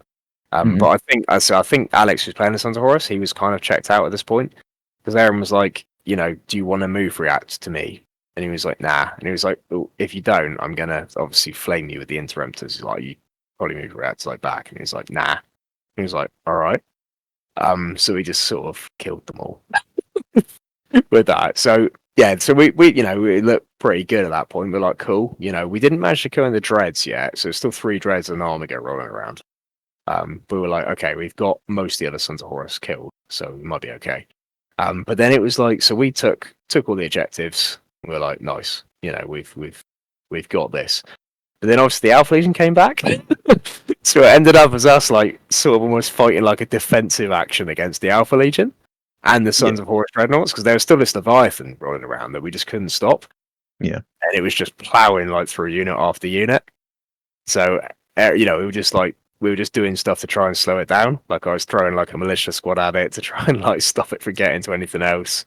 And it was like, it like smashed its way into a building. And Aaron was like, right, I'll do Angels of Death then. So he just had a Breacher squad, which did Angels of Death on. So they were fearless for a turn. So they were just like holding up this dreadnought, just kicking everything in. Like, it was like throwing termites like in front of line of sight blocking stuff just to try and keep them out of the way. I rammed an Armiger and made it run away, or the Armiger made it run away for a turn, so that sort of held it back a little bit. But yeah, and then obviously, so the Alpha Legion came back from our deployment zone and just started like destroying all our stuff. So it was just kind of like hiding like Corporal Jenkins behind like a termite, so we didn't get like shot up. Because we like saying there's stuff like the Fulmentaris where we just couldn't kill the Fulmentaris, so they were just because they got guided fire, so they were just firing. They were sort of back in the Alpha Legion's lines, hidden behind like dead termites, and they would just kill a unit a turn. They were like, right, we're going to shoot this, and then it was bullshit. But in all fairness to him, Alex did say, he said, I don't really. He's like, I'm not going to use the brutal missiles because they're like a bit. He's like, they seem a bit too good, and he was like, I kind of like having more hits. So he was just doing like a load of hits to these. So it's like 50 hits to the guys instead of like a load of brutal missiles. Yeah, still pinning though. Yeah, still pinning. Yeah, and breaching 6 still. Yeah, yeah. So it was still pretty scary. So yeah, but highlight of the game was I killed a Fulmentaris with a militia las rifle. Not las rifle, las carbine. One grenadier with his las carbine. 2 shots, 2 hits, 2 wounds, double one, dead. Like, hero of the people. Absolute fucking hero. So he did that. So it was like, it was pretty much at this point, it was like 2 of us versus the Alpha Legion and the Sons of Horus Dreadnoughts. So I think Alex was playing the Sons of Horus, was just, like I say, didn't really seem, he was like having a go at his ally and being like, you need to fucking do this. And Alex like, no. So you successfully demoralised your opponent and caused within their ranks. Yeah, pretty much. But I didn't mean to. We didn't sort of. Yeah, it was kind of one of those where it's kind of like, what do you do? So I'm hoping he didn't feel too upset by it because they're both really nice lads. He's a really nice bloke who was sort of chatting about pain and all that. So I think he just got didn't have a very fun game for him. I think probably because it was such the opposite of what they were expecting. That's it. They're thinking that's it. Turn 1, we've killed him, and then turn 2, the opposite has happened. That's it. I think he almost deployed, expecting not to need to do anything, like sort of being like, we've won this already. But yeah, I think it was just a little bit of a shit game for him really, because he ended up being just left on his own. He left on his own, just like wailed on by 2 armies. Yeah.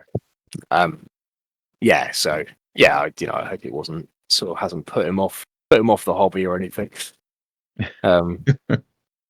So yeah, it's just a bit of a shit game for him, really. Yeah.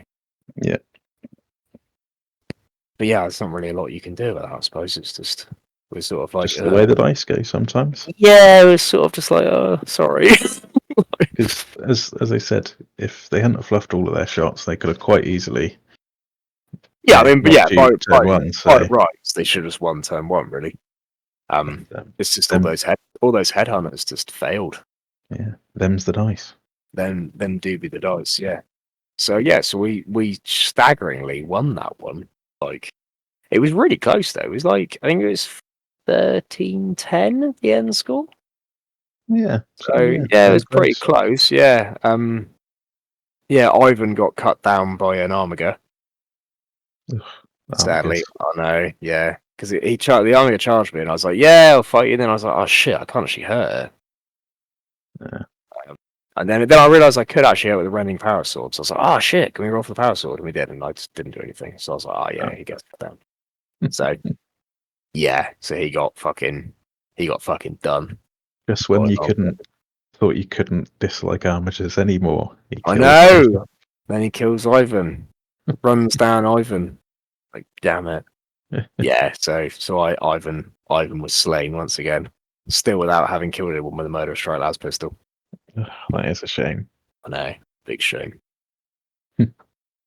So yeah, he went down, and then but yeah, that was kind of, as I say, apart from Ivan. Well, I say that. The thing is, I made it sound like it was a real smashing, but it actually wasn't. Because once Alex's Alpha Legion came back, we lost. I mean, I lost pretty much my whole army. Yeah. I had 3 guys left at the end, just 3 grenadiers, so a sergeant and 2 plasma gunners. Okay. Yeah, and Aaron had, I think he had like an immobilized drill and about 6 breaches left. Yeah. So it was, it was a really close game. And I think had we had a a few more turns. Obviously, we did play to the end of the game. We played to the last into the last turn. But if if the game had somehow gone on the other 2 turns, we'd have lost. Like, definitely. Yeah. So, and I say we didn't really do a lot of damage to the Alpha Legion. They still had most of their stuff left. We killed some Seekers. The radio, and one of the Headhunter teams. But that was it, really. Like, so, and 2 of the full Mentaurus. But it was the Alpha Legion were kind of untouched. And like I say, it was a very Alpha Legion ploy, really, is let the Sons of Horus take all the damage, and then kind of use that as a way to to move in and make their own strike. What you're saying, it was their plan to fluff all their shots at the beginning. Was the plan all along to draw in the Imperium soldiers and then butcher them using the Sons of Horus as bait. Yeah. So it was that was the last game, and then obviously did the awards, and someone put up as well. So I can't remember what his name is now, but a lad he said he did a raffle for the End and the Death Part 2, the hardback version. So it was it was like a charity donation for mines. So he got everyone to donate some money, which he donated to charity, and then he did a raffle call for the book, which is great. So there was like hundreds of pounds got donated. Which was brilliant, really. Yes, that was really good. Do you know what charity it was for? It was for Minds. It's like a mental health charity. Yeah. So that was really great. Like I say, loads of people just donated. I think a lot of people just bought tickets, just to give some money to charity. Really, I don't think they were looking to actually get anything out of it. Yeah. That was really cool. Yeah, that's a nice touch. Yeah, and then he had the awards. And I can't remember the names of anyone who won the awards. It's Lee something or other won Best Loyalist for his Ultramarines, and they are like absolutely stunning. Yeah. Like, so good. And then just fucking amazing. Like, so nice. And then I've forgotten what the guy that won Traitor, but he's Romham Painting on Instagram, though, the guy that won Best Traitor for his Sons of Horus. And his Sons of Horus are so nice. Like, I've seen them loads on Instagram, but they look so much better, like, in the flesh. Like, they're so good. Looking them up now. Yeah, they're really nice. Yeah, nice. They've got like all these little conversions and all that on them. Like, a lot of it's like all these little 3D printed conversions and stuff, Conversion World and stuff. And from his username, he's obviously It's Always Sunny in Philadelphia fan. So that's always yeah, he's a nice bloke. I've completely forgotten his name. Sam something. Is it Sam? James. Damn it, James. Fucking James. That's it. Oh god. Yeah. I'm sure. Yeah. It's a really nice looking army. Yeah, but no, his stuff's fucking amazing. Yeah, and then I literally can't remember Lee's second name either. The guy that with the Ultramarines. Was chatting quite a bit Saturday night as well. God, terrible. So bad for names. Me too. Yeah. But yeah, anyway, it was but both those armies were Could it be bait? No, I don't think. You might have to edit this bit of the podcast. It's alright, it's on the Instagram. Painting Mayhem. Is it Ultramarines? It is. Yeah, that's it. It's got a Leviathan, double storm cannon Leviathan with looks like hand painted eagles either side of it. Yep, that'll be it. Yeah, all of his stuff is hand painted. Like, it's incredible. Yeah, they do look bloody fantastic.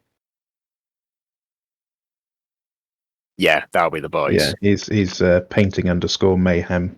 Yeah, that's it. Yeah, painting mayhem. Yeah, that's it. Yeah, it is Lee Bates. Yeah, but yeah, his and the thing is as well, like, you see the pictures on Instagram, like, they're nowhere near as good as how they are in the flesh. On Instagram. No, I know, but they're so much better in the flesh. Like, it's fucking unreal. Like, they're just they're just fantastic. Like all the freehand on them, all the little details. Yeah, like, the more you look, the better it gets. It's on the dreadnoughts where he's done the little, like, the Greek sort of wiggly lines. If that makes sense. That they have like on columns and pottery and stuff. Yeah, I love a Greek wiggly line. You know what I mean, they do. Yeah, but no, they're really nice. So he bought his Ultramarines and he won best painter for those. Yeah, I can see just why. well deserved. Yeah. But as I say, I mean, the standard of the hobby in general there is just so high. Like, the painting and the converting and just the effort that's been put into it. Like, I don't think there was an army there that wasn't. Yeah, I don't think there's an army there that didn't have a lot of stuff put into it. Because obviously, even Adam, because Adam brought his solar last minute because he was meant to do his salamanders, didn't get them done in time. So they're probably. I know he's saying they're not really finished and all that, and they're not sort of up to his standard. I think they look really good, especially the tanks. Yeah, they still look nice. Exactly. Yeah. So even that was like they were still nice. Yeah. So everyone's putting effort in. But yeah, it's really good. I know it's a bit of a ramble. But yeah, no, it was just like the standard was so high. But then the two boys, like I said, the two lads that won it, like their stuff is like so fucking good. Yeah. It's just it's fucking amazing. So that was the event, pretty much. Nice. So would recommend again. Yeah, definitely. Well, it's like any greetings event, really. Like, they're always really good. Like the greetings and warp events. They've got sort of the formula nailed.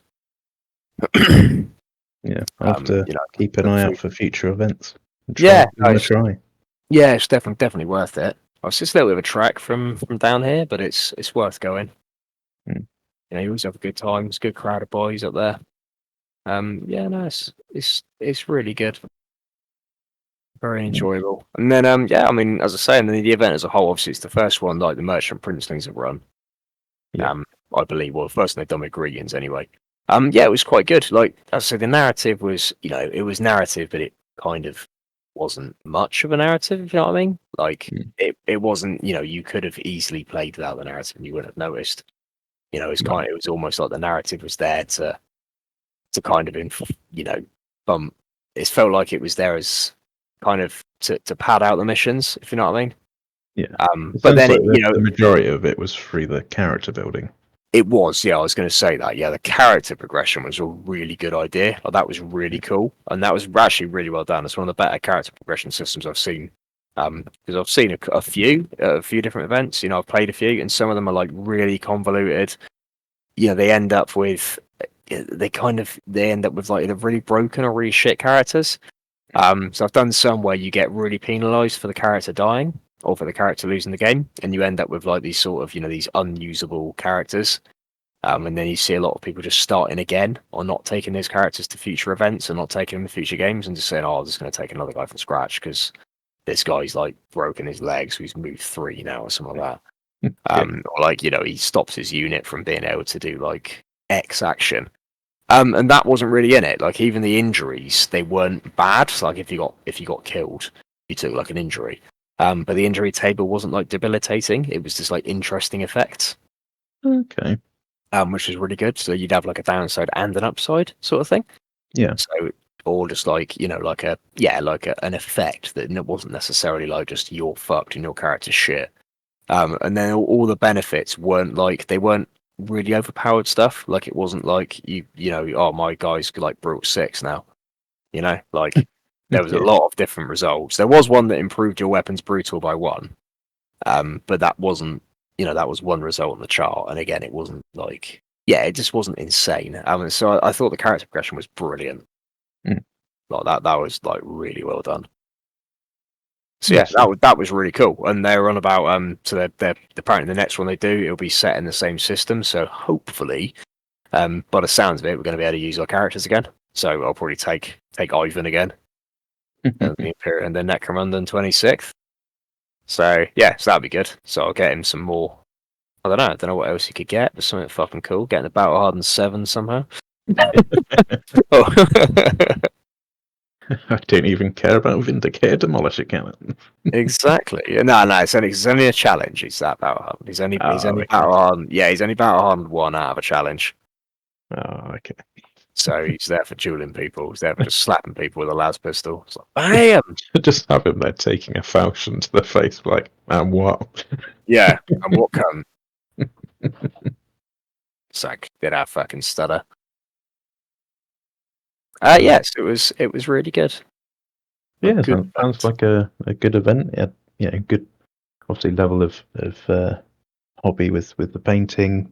Sounds like everybody seemed like decent, players to get along with, and had some cool rules in the actual gaming system, and then nice little sort of bonuses on with charity stuff as well. Yeah, that's it. I mean, to be honest, as I say with that character progression thing, if you were to combine that with like sort of the level of narrative that you maybe get like at sort of like one of James's events, something like that, like an Orphan's Hope, you'd have such a good event because that character progression was great. Like obviously, as I say, the narrative you probably could have played without it and it wouldn't have made any difference. But but having the character progression, if you combine that with like a really strong narrative, then that'd be great. But obviously, equally, I think the narrative's quite hard to. It's quite hard to have that much of a narrative with that many people there. Yeah, Because it was like 90 people or something, I think. So it's obviously a lot of people, and then like trying to get everyone to go along with that is probably quite hard. yeah, a lot of admin. Well, yeah, getting them engaged, and I think they had enough trouble as it is with pairings because people had to drop out for day 2 as well. So a couple of people didn't turn up day 2 for various reasons. So that meant that messed with their formula. So like I say, we ended up on the same table. Like we would have been on the same table 3 out of 4 games. Oh right, okay. We played the same one twice, and then for the last one, we were like, we'll just move. So because people had dropped out, there were spare tables. We just waited until we said to Alex Squared, do you mind if we move over there? And they were like, oh yeah, sound. So we went over there instead and played that. But obviously, like I said, that was because it's hard to match up, 90 players. Yeah, especially when it's doubles as well. Yeah, exactly. Yeah, and then when you've got people you got people dropping out, like they just fucked it all, done it. So it might just be they were like, look, this is the best we can do narrative wise for this size of event. Yeah. So I Which wish still they did. sounds like a good event though. Good. Yeah, no, good it game. was. Yeah, it was really good. So yeah, I had a really good time. Yeah, it was fun. Yeah. So I'll probably sound a little bit less enthusiastic than I am, so I'm quite tired. So as you might have been able to notice, I've had a pretty long day, so I'm just like, Yeah, same. It is quite late now. yeah. But no, like, despite me sounding a little bit like, no, it was really fun. It's just definitely got me like more hyped for Heresy again. I mean, not that I wasn't, but I'm obviously hyped. I'm still like, hyped for Fantasy too. So it's like, So it gets Jack's seal of approval. yeah, definitely. Yeah, definitely got seal of approval. Definitely got me keen for Heresy. And then, it's just, well, I say got me keen for Heresy, got me more keen. Yeah. But yeah, so I'm out for that. And it's gonna, I say maybe next time if it's not doubles or if it's a singles event, I'll try and bring 3,000 points to the Imperial Army. So Beautiful. there might not be 6 drills. There might also be 6 drills. Just add to the drills. Well, this is it. Well, let's say the current formula is working out how I can get some crocodiles in the list as well. Because you can get crocodiles in the militia fast attack slot, and crocodiles are cool. Nice. So maybe some crocodile handlers somehow. But that'll be like far off. As I said, the next one's Orphan's Hope, so it's Land Raiders, Jetpack Ds, and Las Cannons next. Nice. Yeah, boy. So that'll be fucking sweet. Have you got any games planned coming up? No, I'm just well. I think the next game thing will be our games over Christmas when I come down to visit. Some big storm magic. Yeah, I need to chase up my colleagues to see what days they want off over Christmas. See what I can take off as well. We can book that in, but yeah. Oh, sweet. Yeah. But yeah, anyway, as I say, as a wrap up, really good event. I had a really good time. It's always good traveling up there and playing Heresy for the weekend. So that was really fun. And keen for another one. So keen for Orphan's Hope now. Yeah, I'm looking forward to that. Be the next one, unless I get like a little one in between that, but I don't think so. I think I'm pretty busy in between. Yeah, I'm definitely booked up in between. Got my wife's 30th in February. Yeah. And it's also my father-in-law's 60th. Oh shit. Yeah. And then obviously I managed to wangle getting Orphan's Hoping in March, but I've also got both my parents' birthdays. They're not big ones this year, but got those. And then in April it's my brother's 30th as well. Oh well. Yeah, big year. Yeah, try and squeeze some heresy in between those then. Definitely. Some heresy, some old world. Maybe a little bit of bolt action if we can. Oh yeah, shit. Too many games. Yeah. Too many games, not enough time. Cool. Exactly. Right. Well, I'm gonna put the rest of the pictures up for the games on Instagram over the next day or so. Yeah. So I shall put those up there. So there's a lot of you can see Drill firsthand. Yeah. I'll put our Instagram accounts on the show notes just in case. Oh, cool. Yeah. In case haven't. anyone wants to see some drills. Yeah. Only drills. Only sign up for only drills right now. Yeah. Sweet. All right, mate. Nice one. Right. Well, I think the obviously this one's quite close after the first episode, but I think we wanted to obviously chat about the event whilst it was still fresh in your mind. So we're usually going to aim to do these episodes sort of fortnightly. So a little bit more of a gap between now and then. Hopefully, we'll have a bit more to talk about because we haven't got any obviously events to chatter about coming up. So hopefully there'll be some more releases and news, and we'll have got some more stuff done on our hobby desk to chat about as well. So. Yeah, well, there's the Grail Knight preview for Old World on Monday, so that's been pretty cool. Yeah. Yeah. Cool. Well, thanks for the chat. Yeah. Right. Speak to you soon. Bye. Chatty guys.